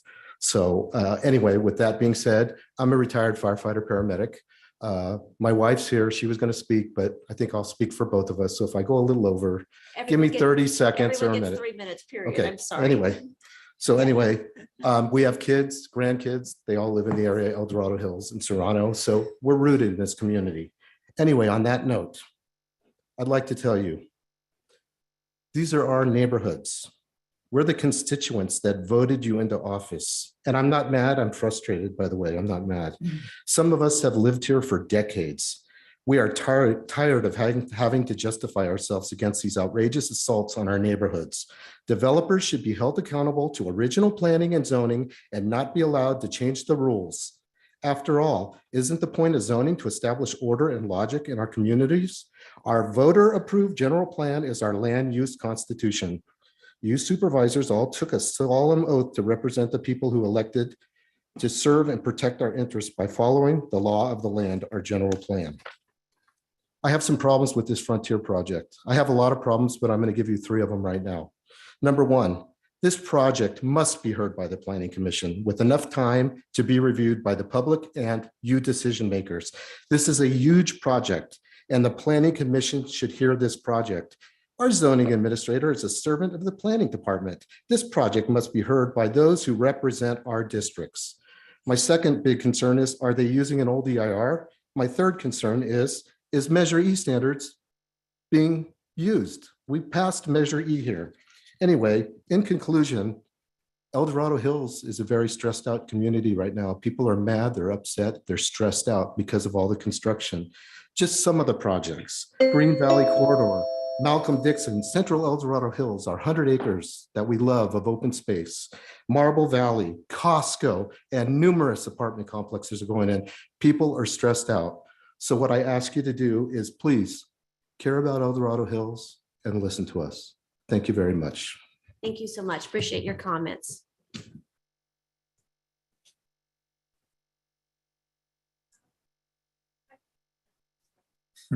Seeing no additional public comment from the boardroom, now taking public comment from our Zoom participants, now taking public comment from Kelly Nalawala. Hello again. Can everybody hear me? Yes, we can. Thank you. I'm getting much better at unmuting very fast. I believe it was just Lenny. Thank you very much for your comments. I'm here to echo on that. I could go on and on regarding the frontier, let's just call it what it is, Amazon warehouse that is being proposed behind the backs of the citizens of El Dorado Hills. Because that's all going to come out. We know it violates the general plan. We know it violates Measure E. We know that it hasn't been properly mitigated and is going almost double the standards of the height. So I'm not here to go on and on about that. We know this should go to the Planning Commission. I believe you. What has disheartened me is recently I had the opportunity to attend the state GOP convention. In that, I was so sad to see, even within a party, how divided the North and the South, if we want to call it, our own little North and South are. And all I could think to myself is, thank God I have a county that is constitutional and has boards of supervisors that care more about the quality of life of its citizens than an economic opportunity that this atrocity brings. And then I realized I was wrong. John, you campaigned on the promise to the citizens that you would protect the integrity of El Dorado Hills, that you would fight against large corporate entities. You made that promise, and a promise should mean something. Of all people, you need to demand that this be taken out of the hands of a zoning administrator, put to the Planning Commission, go through the proper channels, if not completely be struck, and be asked to revise their plan to stick with the standards of the laws we put in place. Measure E is not an option. Measure E was voted by the people, and it is law. You don't get to just negate it. We've put up with enough. We tolerated the end result of town center apartments. We understand that there are other projects that we're not happy about, but we're going to have a conversation. To hear that this was done with an NDA, with players thinking they were going to get away with this in secrecy brings me to literal tears. And that is really rare for me. So I ask you to pull this from the April 17th or 19th that's been bounced back and forth, to demand they properly apply for this application and go through the process of the Planning Commission to the board. Thank you. Thank you, Kelly. No, we're in online public comment right now. Now taking public comment from 525.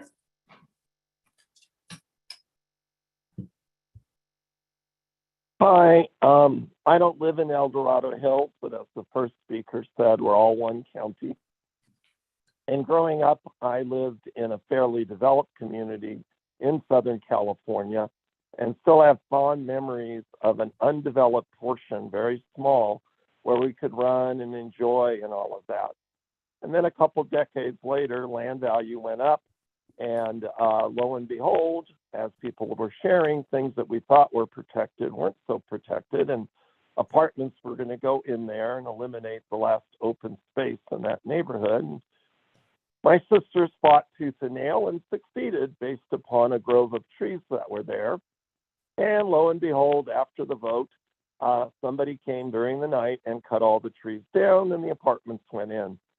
In my experience, developers always find a way, and that's the biggest challenge, I think, for our elected representatives, is to, as folks are saying, find a process where everybody can have a conversation and it's open and transparent. Thank you for taking my comment.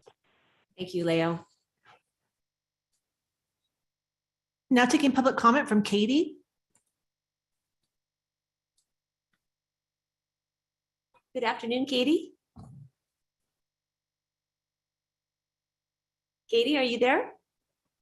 It looks like she's unmuted, but there's no sound. Let me see that. Do you want me to go to the next one? Sure, let's go to Chris and then we'll come back to her. Now taking public comment from Chris. Hello, Chris. Good afternoon. I hope you had a good lunch. Thank you. Hey, I just wanted to comment, recognizing the amount of people that I'm seeing going to the podium, that a week ago yesterday, the Sacramento-Placerville Transportation Corridor Joint Powers Authority met. They meet on a quarterly basis. Supervisor Heidel is your representative. He was there. And George Turnbull is also the alternate, and he was there. Why is that important? Because I believe I've heard most recently that there's been a comment about the fact that it doesn't exist anymore. I'm assuming because of the elections change. Some people may feel that the makeup of the board of the JPA might not be to their liking. I'm not sure why they're giving misinformation, but what was important about this last meeting, it was the first one of the year, is that there was a discussion about the future. Staff made a very good presentation. There was presentations from the Natural Trail people, Friends of El Dorado Trail, El Dorado Western Railroad.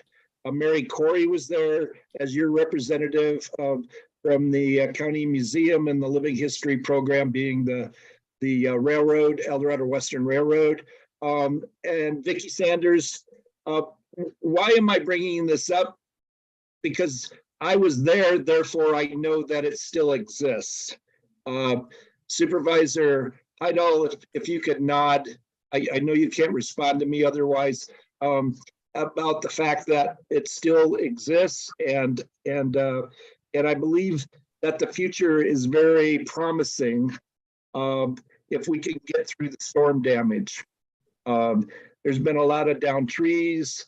There's been some small general flooding, things that would be, I consider to be maintenance related. And your El Dorado Western Railroad volunteers go out a couple of times a week and take care of that. Plus your own staff in Parks and Trails also does that work too. So I'm looking at a very positive and favorable thing for El Dorado County. And I thank you for the time to let me represent that. Good to hear. Thank you, Chris. Now taking public comment from Katie.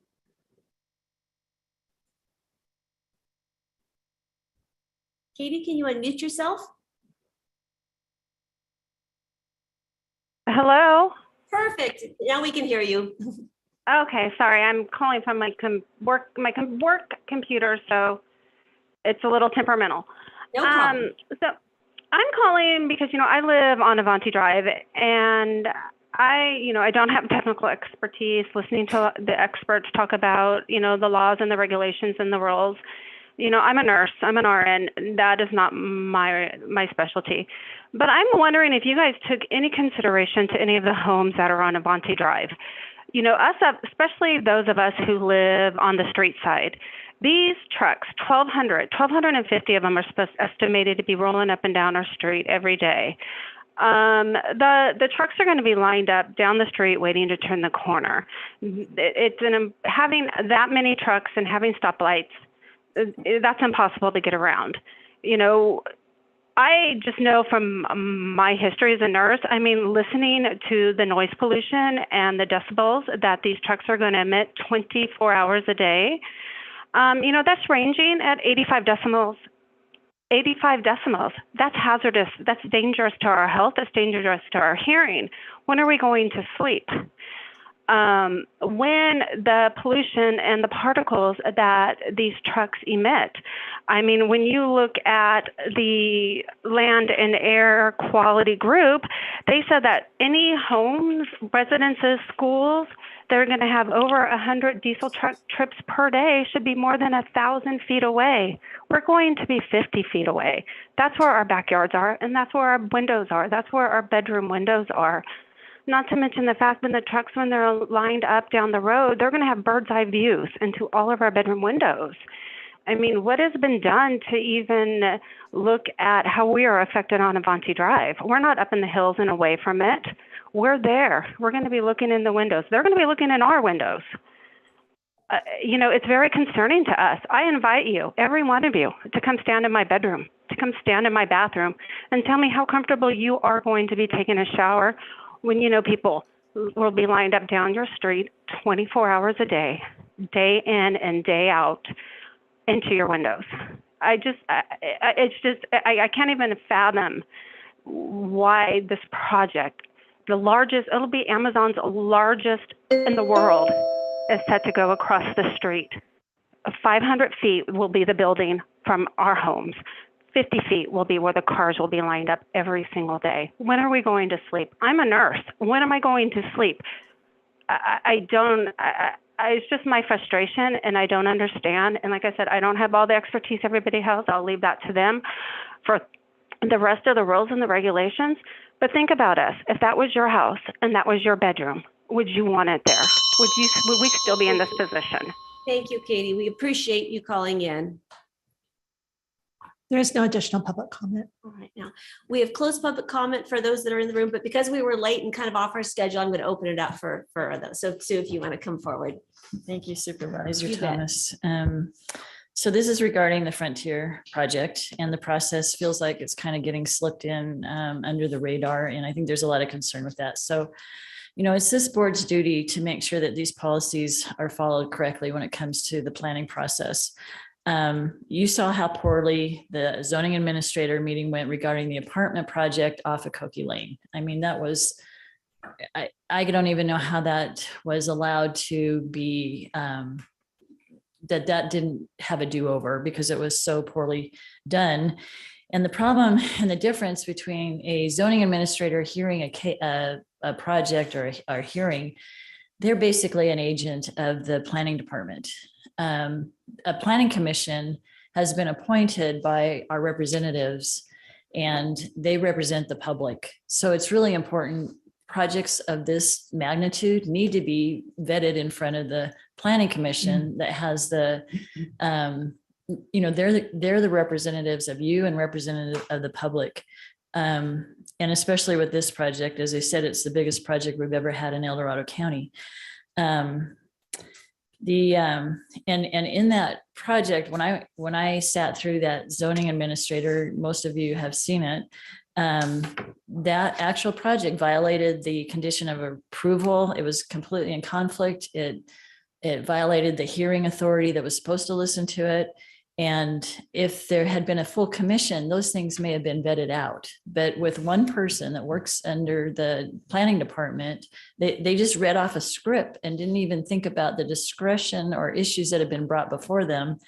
It was very obvious if you go back and watch it, it was completely scripted. And so this needs to be more vetted. So then I'm going, and then I put this together, and it's actually the commission planning departments already kind of made the decision that this needed to be heard by the planning commission, because in their letter to the applicant, it states that a conditional use permit is approved in compliance with section 130-52-040. Well, if you look at 130-52-040, it has to be decided by the planning commission. So I'm going to give each of you a copy. This is pretty simple, plain and simple. And so I just ask the board that you step in and make sure that this is heard correctly. Thank you. Thank you, Sue. And there's enough for your. You can give it to Kim and she'll give it to us. All right, thank you. All right, is there anyone else that would like to speak in the room? No, I'd closed public comment. So, all right. So, all right. Well, thank you all. Appreciate your comments. All right. At this point, we will have we will see here item 33. At this point, what's the board's, Will, do you want to go ahead and do we expect any report outs? I do not. Okay. So do you want to go into to and froms at this point? Good idea. As CAO's update and then go back into closed session? Can I speak on Cindy? Sure.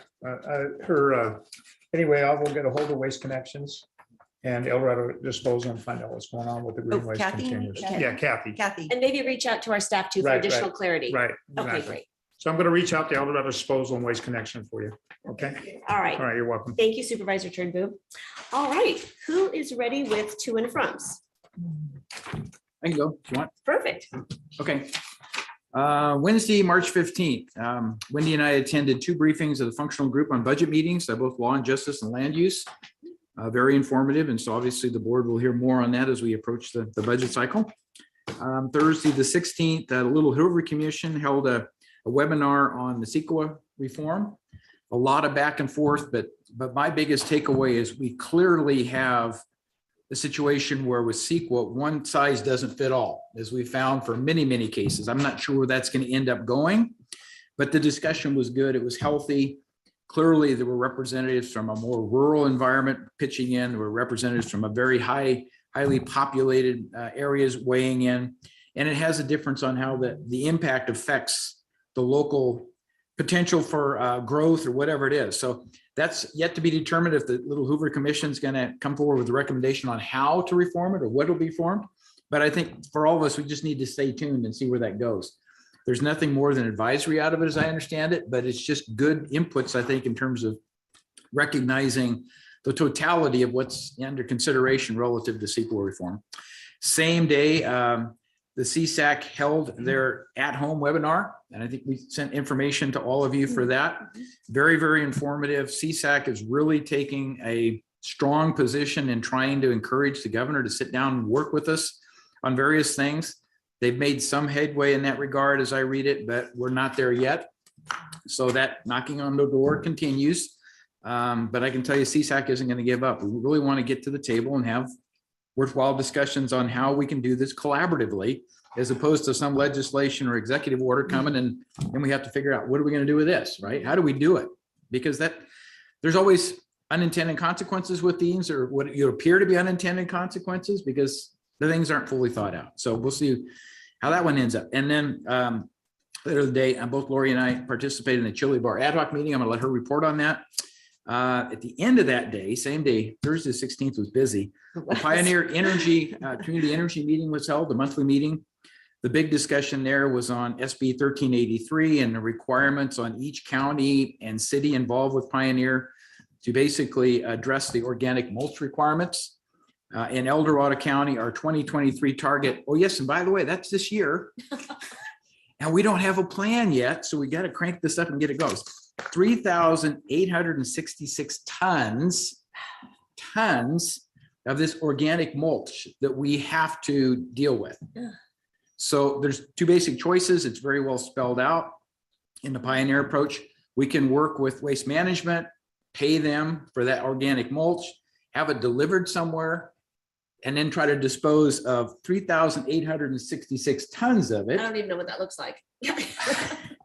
Well, yeah, okay. All the snow in Tahoe. It's a looks lot like of, that. it's a lot of trucks. Let me tell you, it's a lot of trucks. Wow. And you have to pay for transportation stuff, or we have the opportunity through Pioneer to buy biomass credits from an outfit down in Riverside. And basically what they do is they take and make this mulch and they combust it, produce energy, and we get the credits for it. So it's like carbon credits and buying into that. So their offer is $32.50 a ton, if I remember right, to do it that way versus have to deal with it locally. And what are we going to do with all this? Right. And so the biggest issue is, what do we do with it? And I was a little disappointed. It seems like we haven't approached the ag community to find out if there's any interest at all in that mulch going into agricultural amendments of soils. And my position on that would mean it would have to have a certified chemical analysis that would tell you what's in it, what's the pH, what's all going on. And then there would have to be a delivery process, and then there would have to be spreading of that to use it for organic amendments of soils. It could work out that all of those things are very favorable, but there would have to be a willingness for the ag community to participate. And I don't even know we've opened that door, because county uses of that kind of mulch are just almost non-existent. So what are we going to do with it? We're going to open it up to the public and say, hey, come get all you want, bring your truck, and have it pile up, because at some point, I'm not sure anybody's going to haul it away.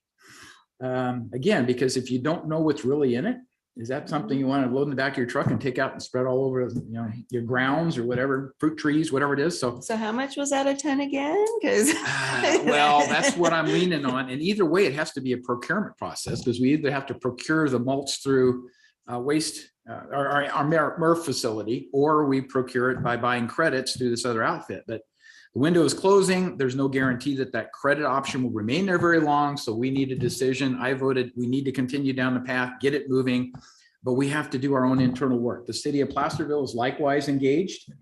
David Yarborough is involved. And so he is working with their staff to determine what would be the price if it came from our MRF.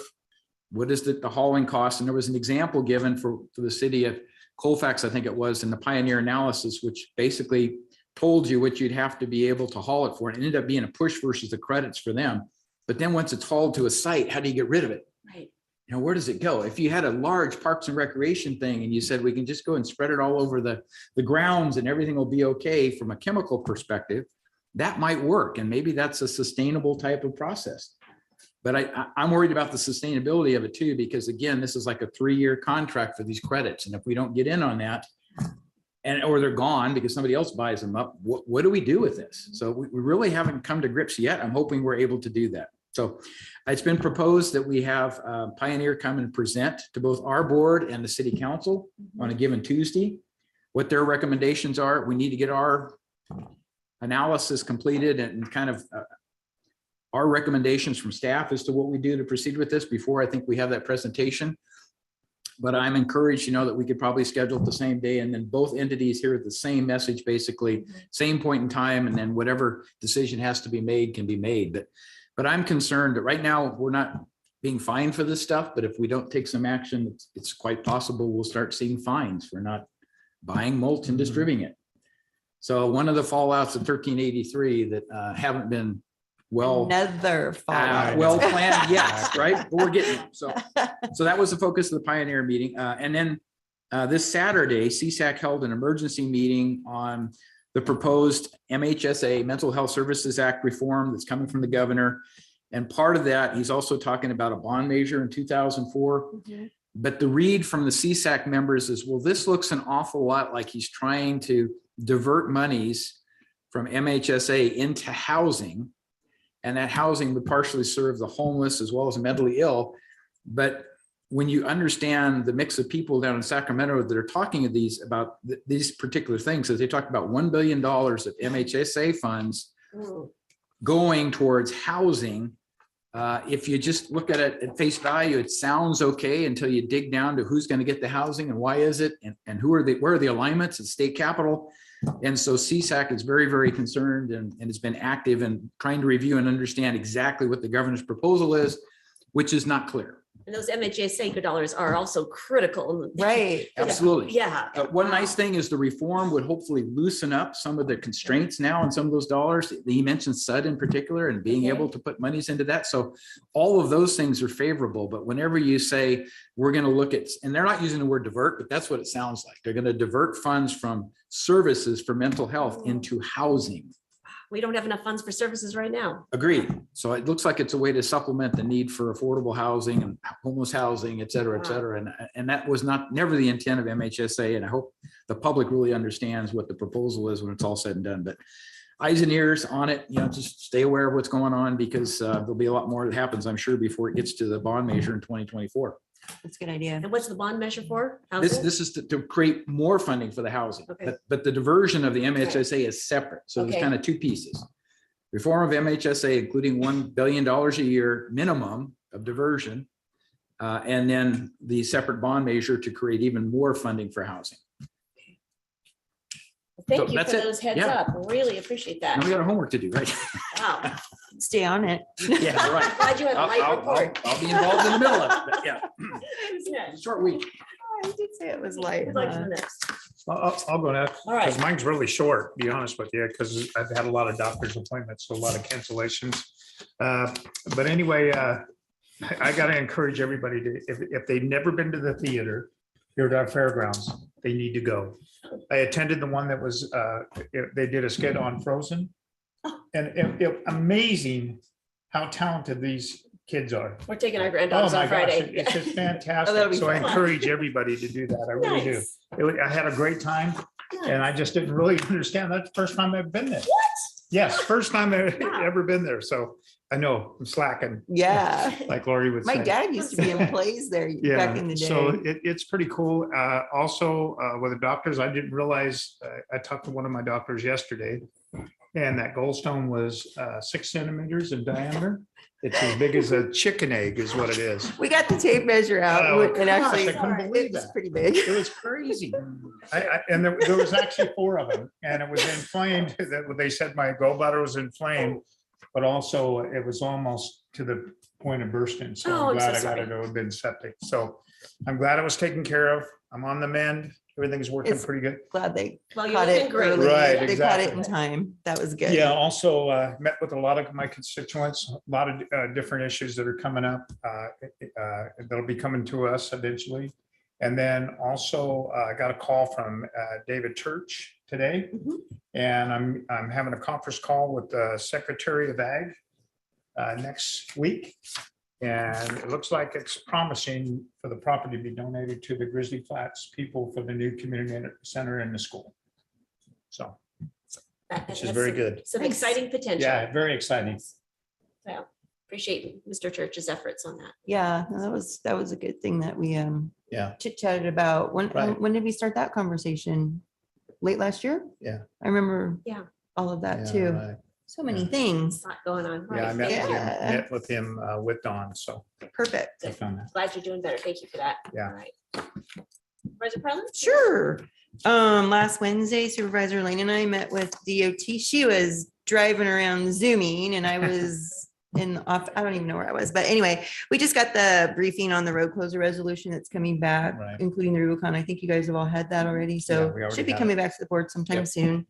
And then, yeah, last Thursday, Supervisor Heidel and I had a chili bar ad hoc meeting with staff, kind of, what should I say? I'm gonna say, I feel like we hit a hiccup.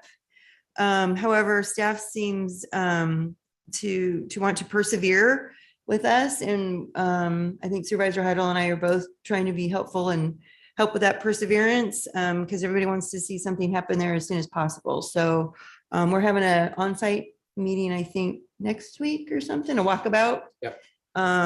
Because there's been some staff changes also, so it'll be good for all of us to be there on site and get our heads together and see what we can do to open chili bar. So still trying to get that So going let me on. add on to that. The Yeah. biggest issue is we really don't understand what's out there. Yeah. That property came into our ownership, I guess, in the 1960s, somewhere thereabouts. It actually hasn't been that long, but Okay. it's been long enough. It started in the 1960s with a bunch of stuff that we inherited, and the lack of understanding exactly the way the septic system is tied up, where the water lines run, what the boundaries of the property are.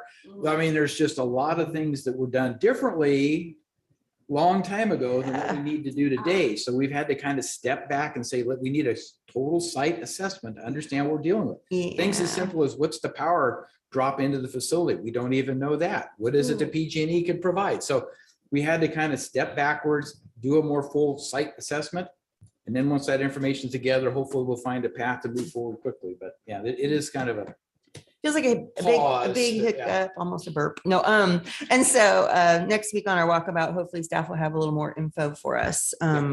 Hoping, crossing fingers. And then that afternoon, there was a virtual NACO Western Region meeting. So that was virtual. I don't understand. Something happened with the time zones or something. I feel like I logged in and it was half over. But anyway, they were all talking about the opioid settlements. It's a big deal in the country as a whole. They had some IT resources and they were talking about behavioral health opportunities. It seemed like all of the things they were talking about as a country, you know, National Association of Counties in the country, which is so weird. We're actually plugged into pretty well here locally. So I was pleased to hear that. And then I had, just see what else do you guys care about?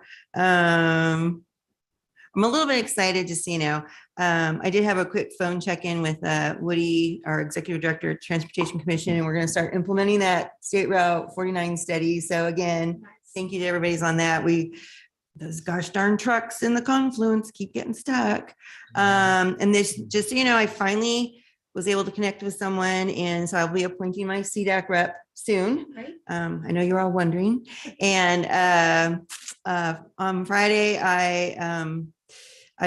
Supervisor Heidel, you're the Pioneer rep. I'm your alternate. So we were contacted by Pioneer. There was a CPUC workshop on Friday, and they put on terrible webinars, by the way. It was so hard to get on there and make a comment. I was only one of 3 people that managed. And they had 200 people in the waiting queue and only 3 of us got through. So they got problems. But anyway, I'm very persistent. And I did make a comment on behalf of, El Dorado County residents that have been just hit by those gosh darn fast trip switches. And the big ask really is Pioneer and RCRC filed a joint motion, and they're asking the CPUC to put some regulations on those fast trip switch outages. There aren't any regulations on them yet. And what's kind of interesting is a few years ago when the CPUC put regulations on the PSPSs, they stopped using those and suddenly started using the fast trip switch program. Seems like a coincidence, but I don't think so. And so we're asking them to put rules on that too, so that people know potentially when they might be coming, how often, the length, frequency, anything. And then also RCRC and Pioneer are asking the CPUC to really put some pressure on our utility, because it's not just PG&E, it's like SoCal Edison and others, to do something to lessen the number of these outages. They just, once your community's hit, you don't know when it's going to stop. And people, especially, there was a few people that couldn't get into that queue to make comments. So they were putting stuff in the chat. So I was reading their chat, and it was a lot of medically frail folks. They were talking about, my medicine, $600, prescription, and it needs to be refrigerated. Yep. How do I deal with one of these fast trip outages? And so it really needs to be dealt with. I think that those large utility companies just do not understand the impacts to people's lives. And you can't plan anything, and our small businesses suffer too. So yay, I was able to get through on that. It was really weird. I'm like, where is everybody? So, and then yesterday we had a First 5 El Dorado meeting. We approved our strategic plan through 2025. And then we received updates on the work that our commission advisory committees is what they're called, another advisory, the CACs, we've got a lot of CACs. But they're making progress on identifying the community needs for each community so that their voices are heard in the services at the hubs. So I feel that this is all coming together really nicely with other things in the county. So I think our next meeting's in May or something. So hopefully I'll have more news for you on that. It's going well. Thank you. Well, thank you for your report and thank you for your persistence with the. I know. You see, yes. That's great. Supervisor Lane, how are things going in Tahoe? We're just shoveling. Snow, just snow. Just shovels all day, all night. So everybody's really fit up there, huh? We are very fit, as a matter of fact. In the beginning, we were complaining about shoulders and arms and, you know, Oh my gosh. by the end, it was like, it wasn't even worth talking about. But no, we're doing well up at the basin. Pollock Pines has melted a little bit with some of the sunshine. Everybody was glad to see the sun. So that helps a lot. And just thank you to my colleagues for your support of a lot of the things that are going on in our district right now. And we appreciate it. Thank you. Our hearts have definitely been with you, and I'm glad that the sun is shining more and we're coming out of the storms a little bit. Till today. Till Yeah, today, hopefully yeah. it's not as severe. Yes. All right, I'll be fairly brief. Would like to thank the Placerville Fire Safe Council and all of the agencies that took part in the wildfire safety preparedness event on Saturday at what was used to be called as the Midtown Mall in Placerville. It was a fantastic event.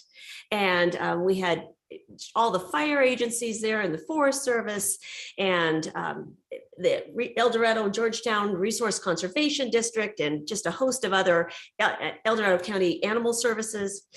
Senator Marie Alvarado Gill was also there and had a great chat with her. It was a pleasure to get to touch base with her. So really great day, giving our community wonderful information. I think what really struck me is that they had a simulation on what it would be, what Placerville would look like if a fire came out of the 193 Canyon. And they showed how quickly the wildfire would spread through Placerville and consume Placerville. And then they did the same simulation with patches of vegetation management and home hardening that people had done in their yards. And it wasn't solid, but it was patches. And how as much as you possibly can get done in a community that will help stop the trajectory of the fire, throw it off and slow it down in order for fire suppression to work, and what a difference that makes. So all of our county's efforts and the various agencies and our fire safe councils, as they are engaged in helping us all, do the vegetation management and the home hardening that's necessary, it really does help a community be resilient. And that was really important to see from a simulation standpoint. I think it was the El Dorado Hills Fire Department that had that simulation table. That was fascinating. Had an occasion to last Thursday to say goodbye and express our gratitude for his service to Randy Paces, who I think after 8 years is now retiring from the Diamond Springs El Dorado Community Advisory Committee. So really appreciate all of Randy's work. As you may know, Randy was a deputy transportation director of DOT for the county, and he was also the public works director of the city of Placerville and a longtime champion of the Diamond Springs El Dorado community. So that was bittersweet, but appreciated Randy's service. Had a SAGHOG meeting this last week, and happy to report that the SAGHOG board unanimously approved over $3.2 million to fund the Missouri Flat El Dorado Trail pedestrian overcrossing. So that is just really exciting. It will be a beautiful gateway project for the Diamond Springs Missouri Flat corridor, and it will provide critical connectivity on our El Dorado Trail, which is an amazing asset, and really excited about this. My understanding is this is the 5th time that project has sought funding through the Active Transportation Grant Program, a competitive bidding process. And this year it was in the top 3 projects funded. So persistence does matter. So very excited about that. Yes, it does. Yes. We also, this was very interesting, had a workshop on the YOLO managed lane project. And basically what it was looking at tolling facilities and how they might have applications in El Dorado County. And more and more HOV lanes are being transferred over to managed lanes. So that's the idea, that you pay to play, that when you have managed lanes, you can change the cost depending on the demand of the day. It can either happen through your license plates or through items like your fast track readers. What I hadn't thought about though is without tolling, you can't manage demand. HOV lanes don't do it. And by being able to control pricing, you can make sure there is capacity on a lane. And that has huge ramifications for transit and for emergency services. So that was just kind of an interesting thing that I hadn't thought about. So toll revenues allow for reinvestment in the transportation network. So it was an interesting workshop, food for thought. Then I am also chairing a funding group that is looking at the prioritizations and the policies on how transportation funding gets directed to the SAGHOG region. And this was our kickoff meeting. So more to come on that. And we're having a board working group, and there's also a staff working group of the transportation professionals. And Woody from the El Dorado County Transportation Commission is on the staff working group. So this is going to have, you can no longer have direct allocations to counties and cities, which has ramifications for as we plan our transportation projects if we don't have guaranteed funding. So this is a big deal, and we'll be digging into this over the next couple of years.